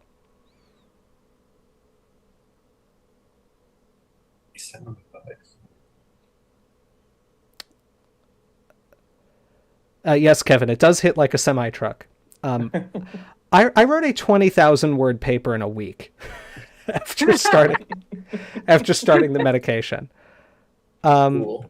But and I will say, like, one thing that's helped me with like some conference anxiety I have felt is, like, unfortunately it's not a fast answer, but like the more friends I have made in the field, the less I am like nervous at conferences, and now the more I'm looking forward to them. And that is just a thing that does take a little bit of time. But I also, like, I don't think I've ever suffered from, like, strictly speaking social anxiety, but more of the normal, like, feeling kind of the feeling of being in a new school or something where you just don't know anybody. If anything, I would say this almost dovetails into, unless people have more to say on this. There's another question that was just asked that I think kind of dovetails into what you were just saying there, James. Alice, I think, asked, do you have any tips for presenting or public speaking in general? And what are some of your paleo theories that you were pretty sure were correct, but will never be able to confirm? Mostly, it dovetails into the first bit of that one. Yeah. I will say that, like, I've been someone who, like, I've been relatively okay with public speaking for most of my life. But I'll say that what's made me even more comfortable is giving talks ahead of time with peers. and like having like being more confident in the thing that I'm going to present and presenting it first in a group that I know I care about and care about me, and I'm okay with receiving their criticism. Yeah. Yeah, I mean it's the same as the kind of more specific advice we gave earlier. Like a big part of it is practicing. Practicing helps a lot because then you're just more comfortable with the slides. You already know what's coming next. You already know what you're going to say, and you already kind of know how long it's going to be. So most of the variables are gone. In high school, like basically, I've always been like nervous and never like public speaking. My own strategy is maybe not necessarily for everyone, but I decided to just jump into the deep end. And in high school, I joined the slam poetry team, which is kind of like the worst case. That's wild. I didn't know It's kind of the worst possible thing you can do if you're nervous about public speaking is to write a poem about personal feelings that you then have to memorize and present to an auditorium and be scored on it. But it helped a lot because basically nothing will ever be that hard. Like no research talk will ever be that hard. So that's how I dealt with it and was able to just kind of wing it. The other part of it, which is also not really helpful, but like I just trained myself to care less, and it's something that worked for me. But I know that is kind of maybe not necessarily helpful if that's because that's not something everyone can do. But like, especially as my career has gone on, I just kind of care a little bit less. And not that I don't care about doing well. It's just, it's a different headspace that I have had to practice and train myself to get into so that I don't freak out and I'm able to do my job at the level that it requires. Did we, oh, sorry, Dalton, you go ahead. Have we acknowledged that Christopher Lafreniere just donated $50? We have not. So thank you so much. Good catch, Dalton. I was going to ask on that next. Sorry, James, you were saying. No, that's okay. I was gonna, my perspective on, like, so, you know, I've been a little bit different in terms of public speaking in that you may be surprised given that I talk a lot on the channel and started a YouTube channel with my friends, but I like attention.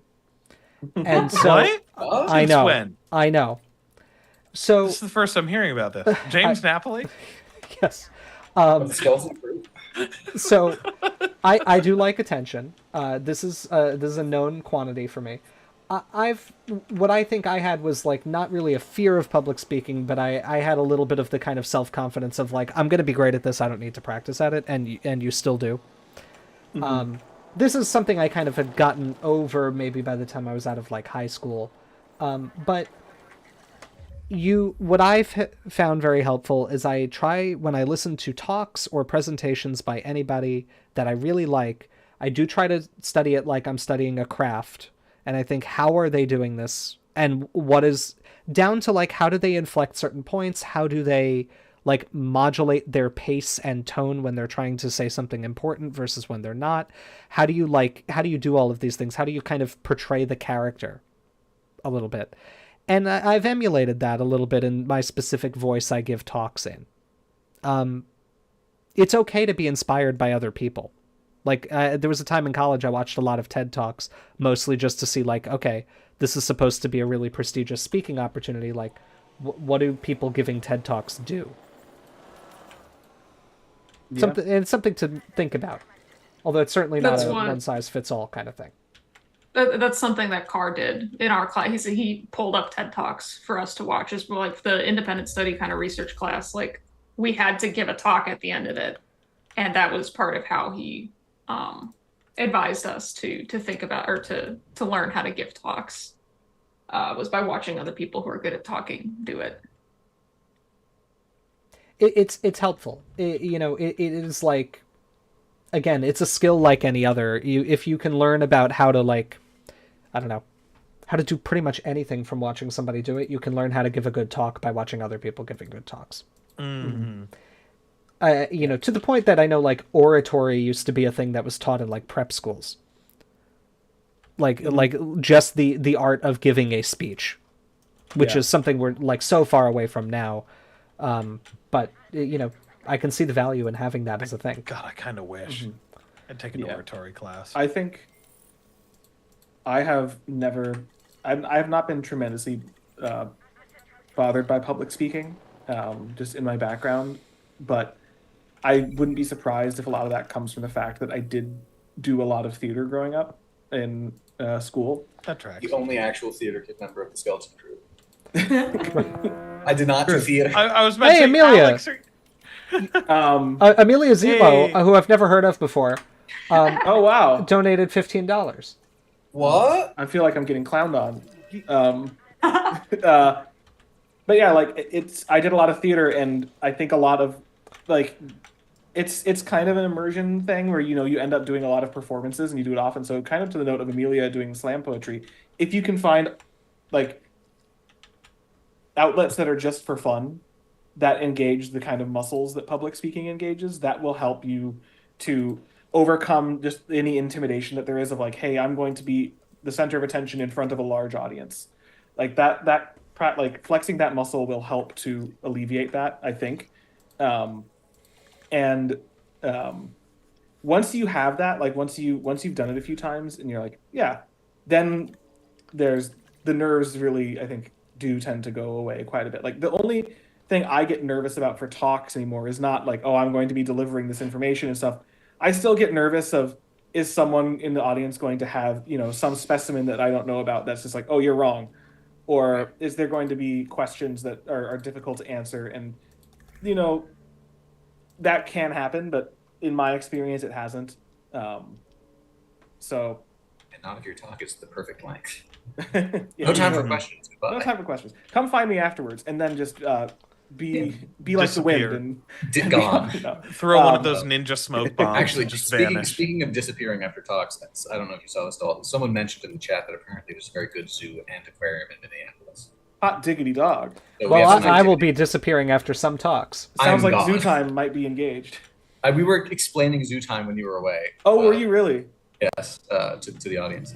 And something I just realized in your explanation of what has helped with speaking anxiety is, and this is maybe not super helpful for everyone, but if you are like a graduate student and you need if you're a TF and you have to do lectures or like do a lab section. Oh yeah, that helps a lot. That'll iron it out. I could like it is night and day how I feel about going up in front of people and speaking for a little while between like when I started having to organize like a lab section for a class or give like a little lecture, a guest lecture or something. And then it becomes almost like, all right, this is a thing. Mm-hmm. That really helps. Teaching really helps. Yeah, I think it helps not only because you're flexing that muscle, but you also realize that when you're giving a presentation like this and you are the center of attention, that generally speaking, when you're in a place where you're the center of attention for the audience, you have some authority, and the audience generally respects that to some degree. And it's like, I'm listening to someone speak, and my presumption is that they know what they're talking about, and I'm interested in what they're going to say. And some people might be like, oh, I disagree with this or that, but it's not like you're busking and you're like trying to get people to come listen to you, and you're like, oh, hopefully someone will come put some change in the cup. Right, it's like you have drawn an audience and they are there for you. So yeah, that's a helpful experience.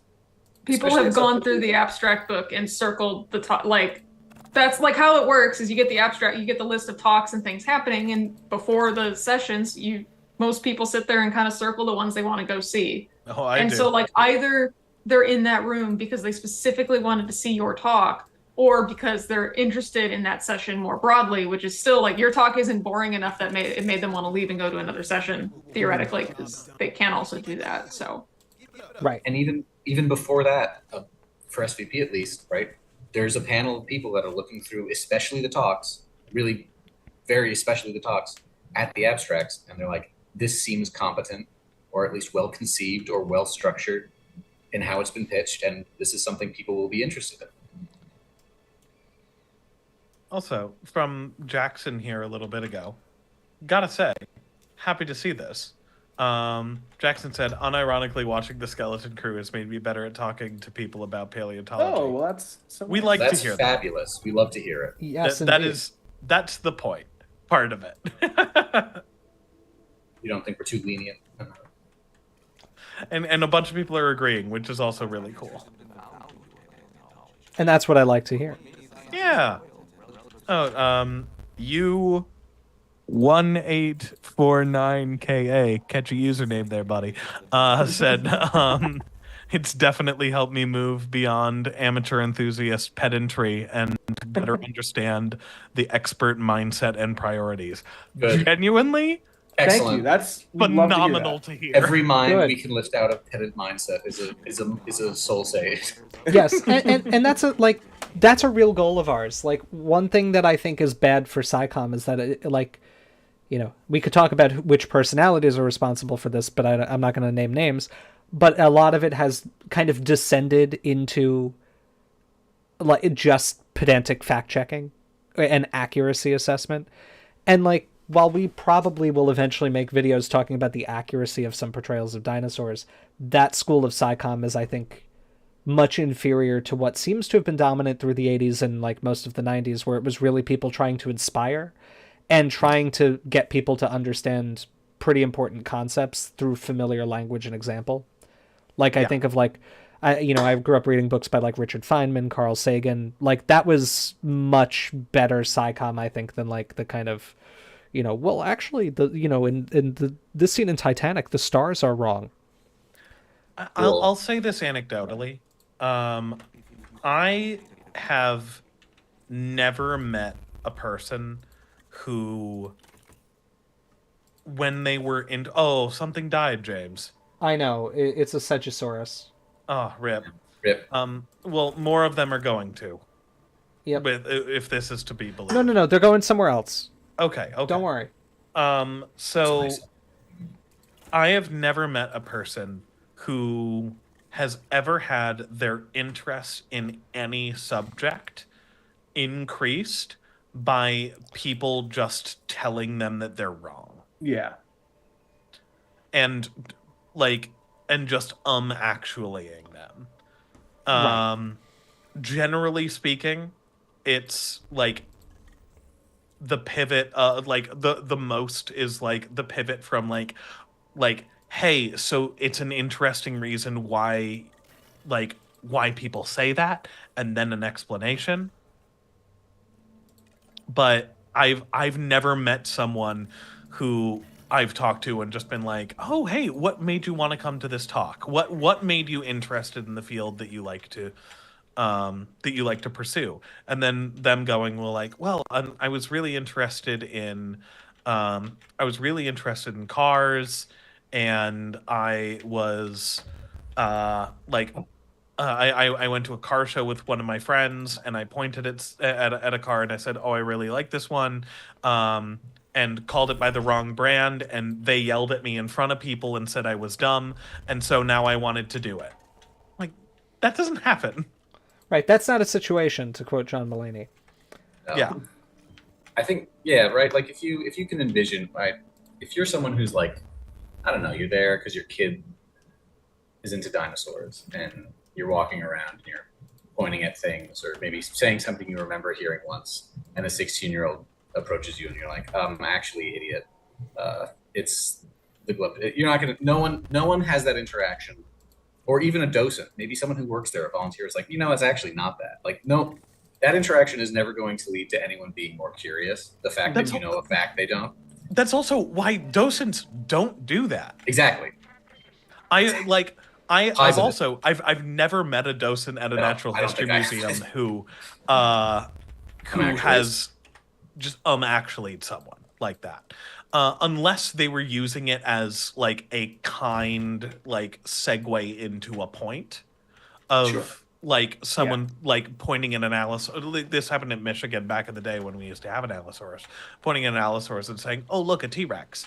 It's like, oh, actually that one isn't a T-Rex, that one lived way before T-Rex, and like having it be like a start to a conversation. Yes. This one's called Allosaurus. Mm-hmm. There were a lot of big meat-eating dinosaurs, and not just, you're wrong, nerd, read a book.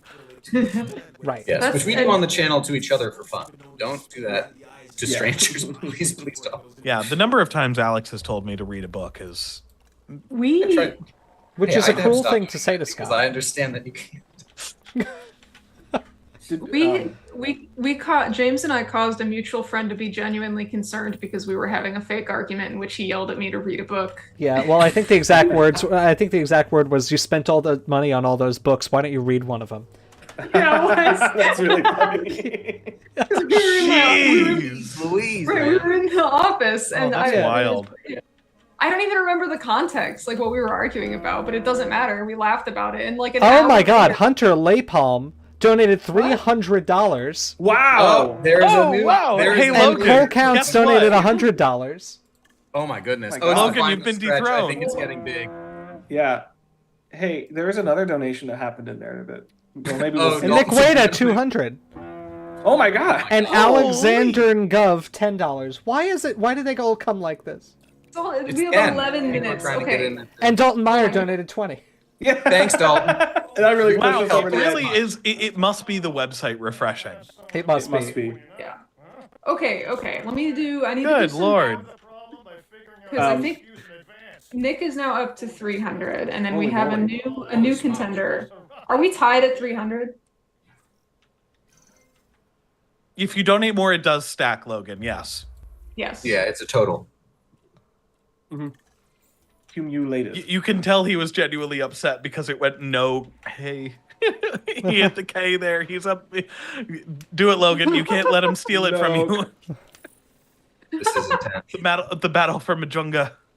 As the battle rages on and Amelia does math, did we ever discuss the homalocephalae mug question? I know I saw it a few times. We had No. I don't think we did. Okay. I'm unsure as to what it is specifically The asking. Dino Drawer, could you please ask redo the It might be entire just too far up question? chat. Yeah. Yeah. I'm scrolling that far. Eyebrow Punk, I think the skull is far out of my reach, but such is the life of a. You know what? It's good. It's good. It goes to someone else. Because as much as I would want a small. Where are we gonna put it, Dalton? We just cleaned our apartment over the last week and rearranged everything, and there's just like no room for any more objects. Well, that's what a quitter would say, because I can see room. Is it I the can see table? room for more things. I mean, there's a big blank wall behind you, Dalton. Put up some floating shelves. Shelby has recommended that a few times. We have, but listen, the one thing I've put in these walls that holds anything. One night, Alex accidentally knocked off the wall, and it was a real pain to put back up because this is Was that the plaster. lightsaber thing? It is the Yes. lightsaber. In my defense, it was very funny. It was funny, In hindsight, but it was also annoying. because nothing was truly damaged. No, thank God nothing was damaged. Otherwise, I would have been in a foul mood. No, I can imagine. Yeah. Okay, I want to interrupt briefly. Please do. Currently have a tie Oh my God. between Hunter and Nick. They're both at 300. Okay. And Logan, you're still at 250 unless you donate again. Well, we have 9 minutes before God, 9 minutes. we King Solomon this and split the skull directly in half. And Yes. whoever loves it more will give money. yeah. I'll Oh. call Brian Curtis and be like, Do you we have to know- bisect it. Do we know when it's refreshing? Is there like a time frame that we're getting? I have these? no idea. We should pay I attention. clicked the website, and so I've been trying to keep up with it. No updates yet. Let's see if we find out exactly like what time the new donations come in. We can maybe adjust the time frame to coincide with that. Yeah. Well, like here's my thought. Y'all can talk about this or consider is if there's continued active interest at 10 p.m., we will not impede donations. No. So we'll But see would if you, it be- assuming you all are active in chat Yes. and communicate. Your $1 feeling. gorillion. Would it be? So yeah. So just maybe you said this and I missed this. So would we like stop once someone breaks the tie? No, because I wonder if it isn't going to go higher. It could go higher. I think we really need to see when the donations are refreshing, so we can count get an internal clock as to how we look at this. Nickname did say in chat that they can't give any more money, so probably won't get it. But Well, we Well- appreciate greatly your donation. We do. Yes. And Very much so. SVP does. Perhaps even more Yes, than we no, do. this is wonderful. And currently with those new donations, we are at $1,860, which is very good. Again, thank you all so much. Yes. We do not accept goober dollars. What is a goober dollar? I don't know, but any dollar given by you goobers. I don't think the SVP would be very happy with goober dollars with us if we came to them with goober dollars. Don't worry, we raised all the money in goober dollars. The Homalocephalae. Hey, question. Logan Maimajunga donated $125. Oh my god! Oh no! All right, the tie is no longer. No. Logan is now once again winning with $375. All right, that's. And we're at 1985 too. We're so close to. Oh my gosh. 2000. Or did we maybe break it and mine hasn't refreshed yet? No, 1985 is right. Okay. The Homalocephalae question. Yes. Is I lost it in the chat. Here it is. I am reconstructing a Homalocephalae as a mug print, and I want them to say something. What would each of you make Homalocephalae say? When you say mug print, you mean like printed on a mug, or is this a style of printing that I'm unaware of? I'm assuming on a mug is my guess. Take the shot, James.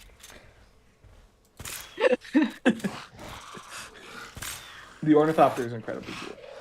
Oh goodness. Honestly, wait. No, I must rethink my answer because I just thought of one that might be good enough to make merch. Well, what would it be? The merch would be revealed here first. Oh, fine. It's my hips do lie. That's my idea. All right, let's rest our disgruntled I can't think of something funnier than that, but no one's gonna get it. No, literally no one is going to get this. Like we are making merch for ourselves.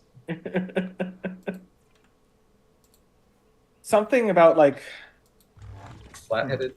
No. I think just a little homalocephaly looking very worried, and it just says help with the period. That would be good. That'd be very good. All right, Like, Swamp kind of Ape just said Swamp Ape just donated, so he says to use this as a timer for donations. Okay. So that's at 9:56. Okay. Okay, that's good to know. Something with little guy in it, like little guy. Just still gonna try or something like that.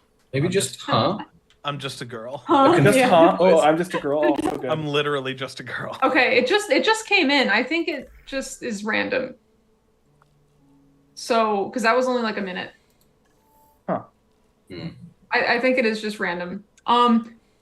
If anyone in chat has including Hunter, has intentions of beating Logan's 375, please make that known so you will count, because we only have 4 minutes to go.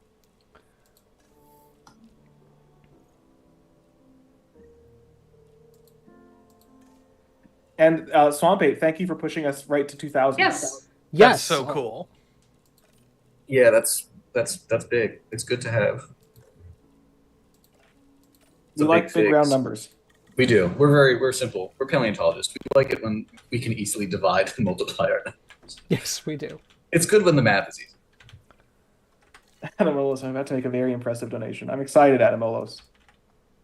Ooh, he's being very generous.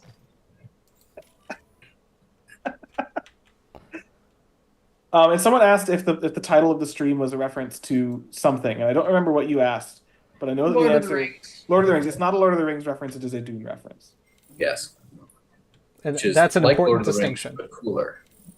Not that Lord of the Rings isn't cool, but no, I love Lord of the Rings. I do. Adamolos, don't be cheap. Don't get cheap on me, Dachshund. That was Hammond's mistake. I can quote the movie. He knows the movie. He knows the lore. Seen it more times than someone has just donated. Oh, could count. Oh no, Adamolos. Very far behind on the stream. Never mind. Ooh, can I be an auctioneer? I'm not sure if I could talk that fast. but I can't. I tried under my breath, and I would be embarrassed for it to be louder. absolutely, it's Oh, goodness.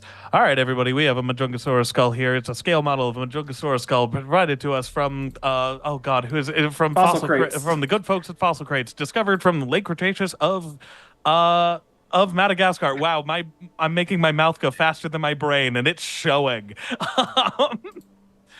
Current bidding is sitting at, what is it? Brontotheres 300. Short donated $5. Thank Yay! Hey. Devin Douglas donated 15, so it looks like our delay is about 3 minutes. And because Okay. Devin Douglas, that's Swamp Ape, right? I'm fairly certain. Okay, the Doxing delay on Swamp Ape. screen. We're doxing Delay him. on We're doxing. GoFundMe is I a know. little quicker. We've got 1 minute. Oh my gosh, nickname. Thank you for staying up to 4 a.m. with us. Yes. Oh, yes, thank you. Yes, Jurassic Canyon King. This next dinosaur is going to be on auction for $4 gorillion. We're going even higher.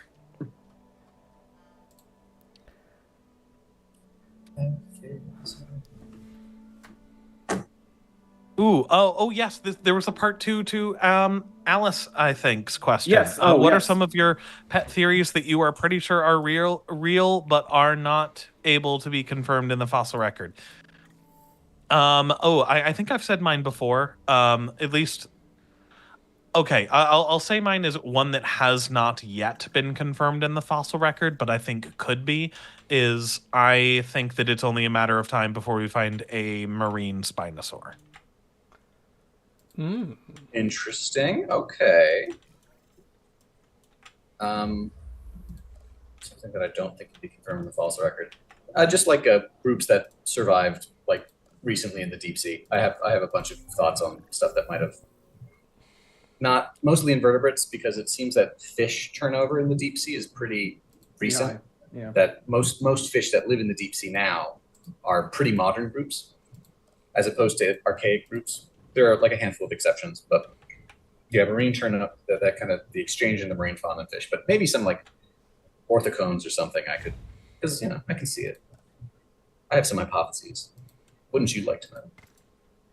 But just wait till we find that exotic terrain from the deep sea that somehow got pushed up and incorporated somewhere, and then I'll know. Jurassic Canyon King, you're saying that a real, actual Majungasaurus would be worth $500? Listen, from the auction in Fallen Kingdom. I mean, one of my most liked bits of behind the scenes trivia of any of those movies Is what? is that they the comically low dinosaur prices in Fallen Kingdom are the result of like a focus group test screening where they had the original version, the prices were very, very high, and people were like, I don't know if I believe they'd be that high, and then they overcorrected and made them super low. And then That's Stan really the T-Rex, funny. a T-Rex skeleton sold for like $36 million. Yeah. Okay, well, it is 10:01, so assuming that within the next 3 minutes we don't get any magical 376 donations. all right, everybody, put in your donations now. Now. No, We are it doesn't down to count. the wire. We are down to the wire. We are wound to the dire. You're running out of time! No, stop it. Theoretically, it's over. We just got to make sure the delay is not. Insert the friggin' sonic drowning music for some added Yes. tension. Well, after the delay is over, the contest for Majungasaurus will be over. But if you are still in a giving mood, you are Yes. more than welcome to continue to donate to the GoFundMe. What if Ben is lurking here waiting for the funniest possible time to donate a gigantic amount of money?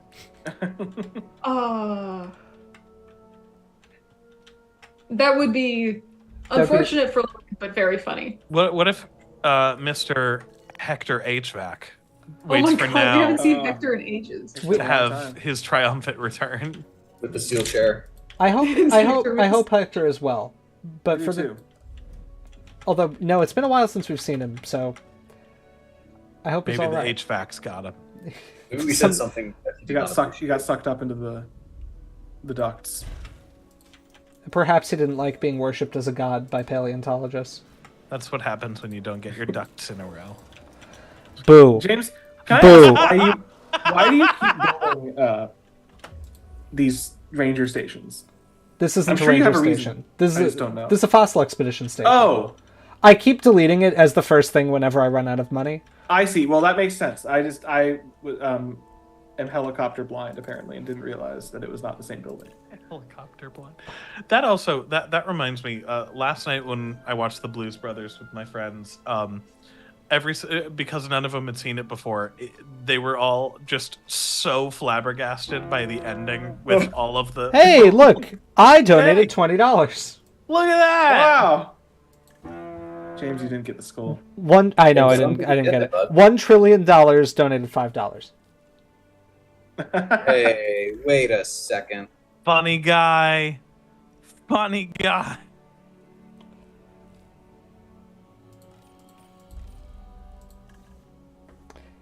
Oh, it won't let you donate $1 trillion gazillion dollars. So how about you just start off by like With a number. just do a test donation of 30,000.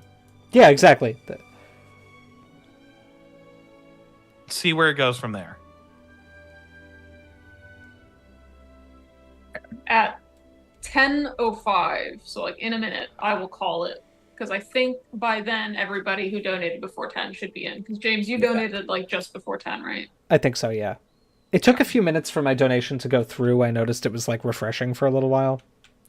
I was also like super worried I was going to accidentally just show my entire credit card number and all my information on stream, which is why you will. I typically do not donate when I'm hosting the stream, but I was bullied into it by Amelia, and so I just risked having to cancel a credit card.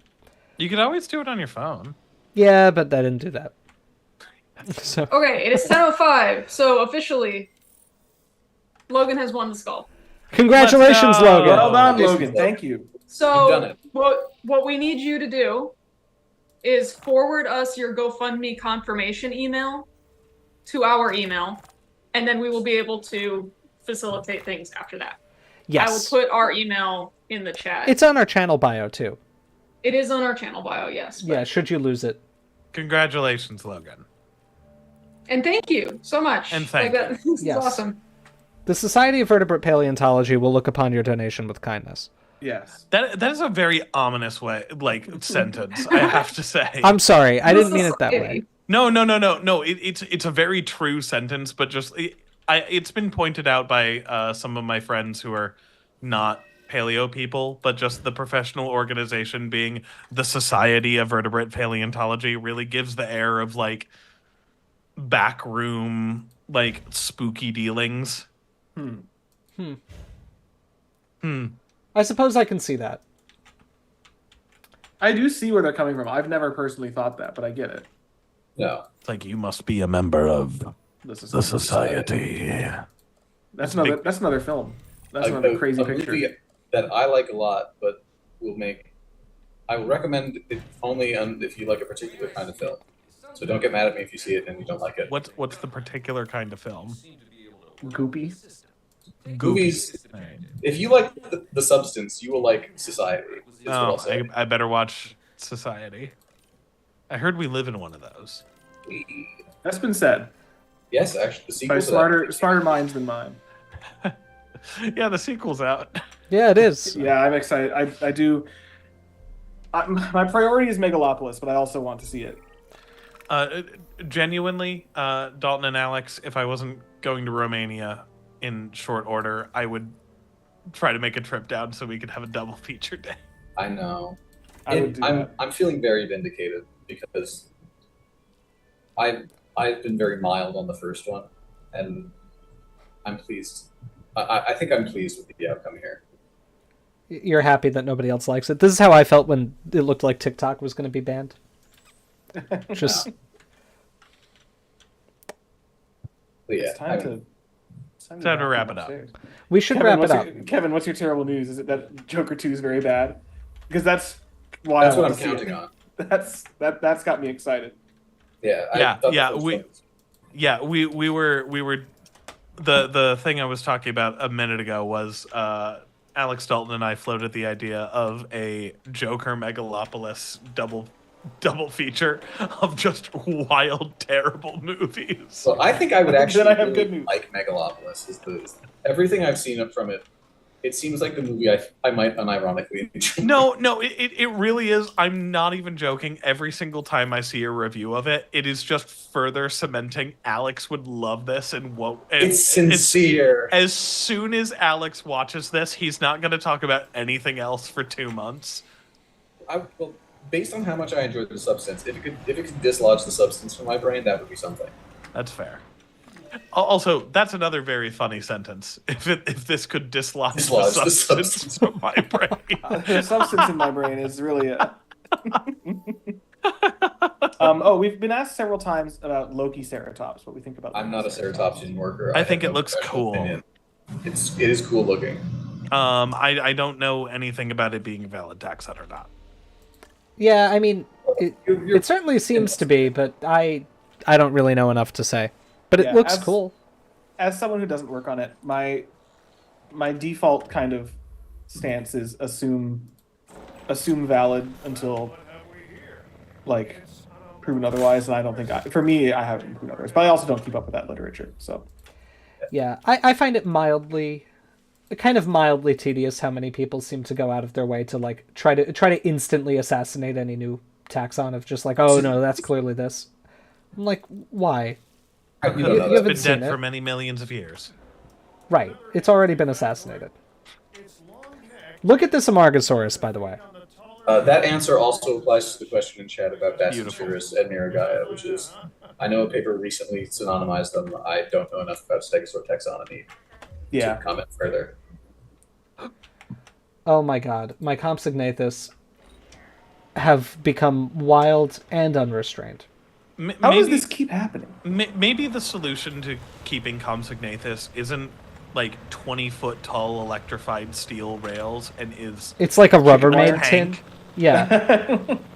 Like have a like waist high glass wall.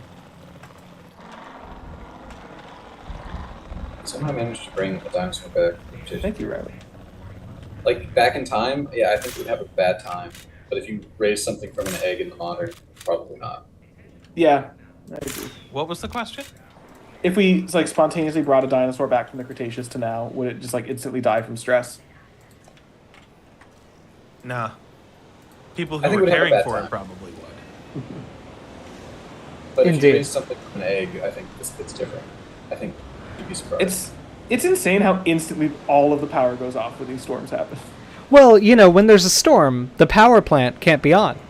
It's just like what it was like when I was growing up in Michigan. Storm rolls in, all the power goes out immediately.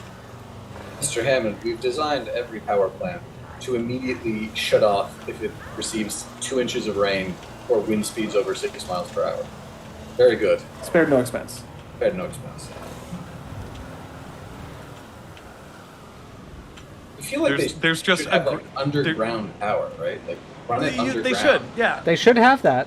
It's like, hey, we've designed this state-of-the-art technology as a fail-safe to make sure that we don't overproduce electricity during a storm and cause the possibility of everything exploding from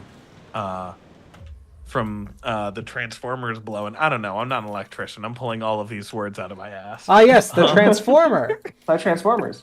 It's like, well, we have speaking of things that I've heard are very good movies. I've heard the new Transformers movie rocks. I have also heard really great, and I really want to see it. I'm very happy for the Transformers fans. I do not care about Transformers, and you can't make me. I'm not the biggest fan of Transformers, but I'm a big fan of just interesting animation, and I'll go see it based on it being a cool animated movie. But anyways, it's like it's like they have a grenade in the power plant that's just hooked up to a little like child's whirligig thing, and like the minute it starts spinning a little fast, it just pulls the pin and just detonates immediately. That sounds cool. Yeah. Well, now that we've weathered the storm, do I have to stop? Now that my park is running and it's not so stressful? I see how it is.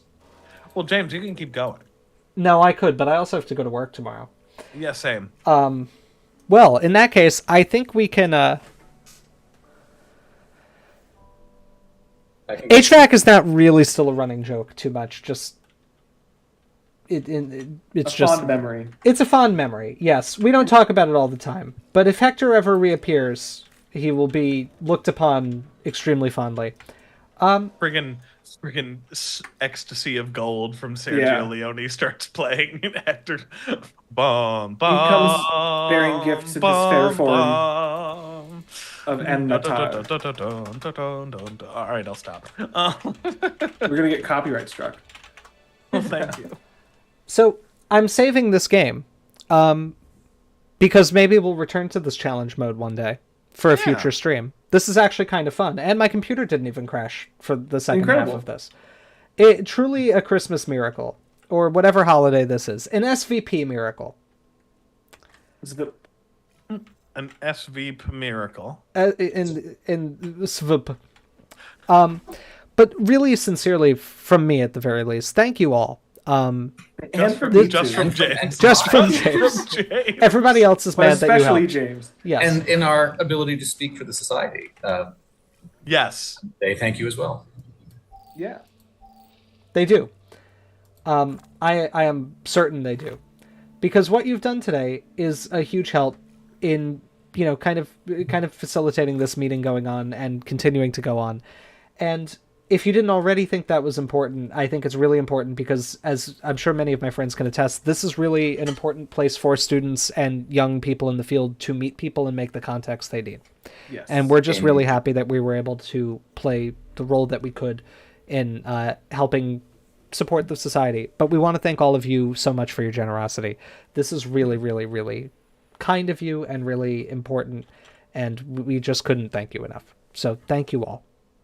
And I hope you all are going to have a good night. You're going to log off, take it easy, go to bed, do something you enjoy. Personally, I'm looking forward to eating the half of an ice cream cone I have in the freezer. Because I ordered a waffle cone without realizing that that's the big size. I just thought I could get a normal sized waffle cone of a horchata flavored ice cream. Delicious. It's very good. Way too big, so it's waiting there for me at the house, and we're going to watch the Penguin Show. That sounds like a blessed evening. I'm going to go up and see my family. That's nice. That's good too. Yes. James phrasing it like that makes it sound like you've been chained down in your basement for months. It's protein slop day, James. Are you excited? It is? My slop? Yes. You get the protein slop today. Oh, I've got more chili to eat. I do like the slop. Protein slop, but it's very good. It's delicious.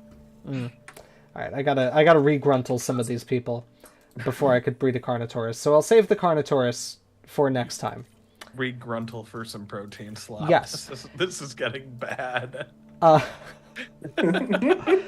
anyway, we do hope to be streaming more in the future. And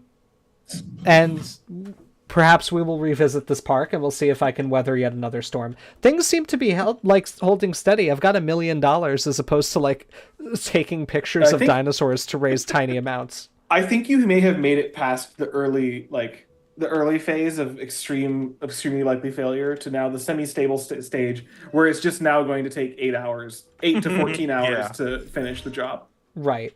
Dalton, I remember you had a special term for that kind of phase. I don't know if you want to, if you're comfortable with. I don't remember it. Oh, I'll text it to you and then we'll find out. Okay. Depending on the time to the next stream, James, we could seize the narrative here and simply say this was successful on the first try. No, we're not going to say that, but I do remember this now, and I think you've escaped it. I think I have escaped it. Yes. Maybe we'll tell our patrons what it was one day. Professional stream. We don't say that here. Okay, fine. All right. But anyway, thank you all. I'm going to save this challenge mode now, and then I'm going to end the stream. So thank you all again, and we will see you again shortly. See ya. You guys are the best. Good night, everybody. Bye-bye. Bye-bye. And now we sit here.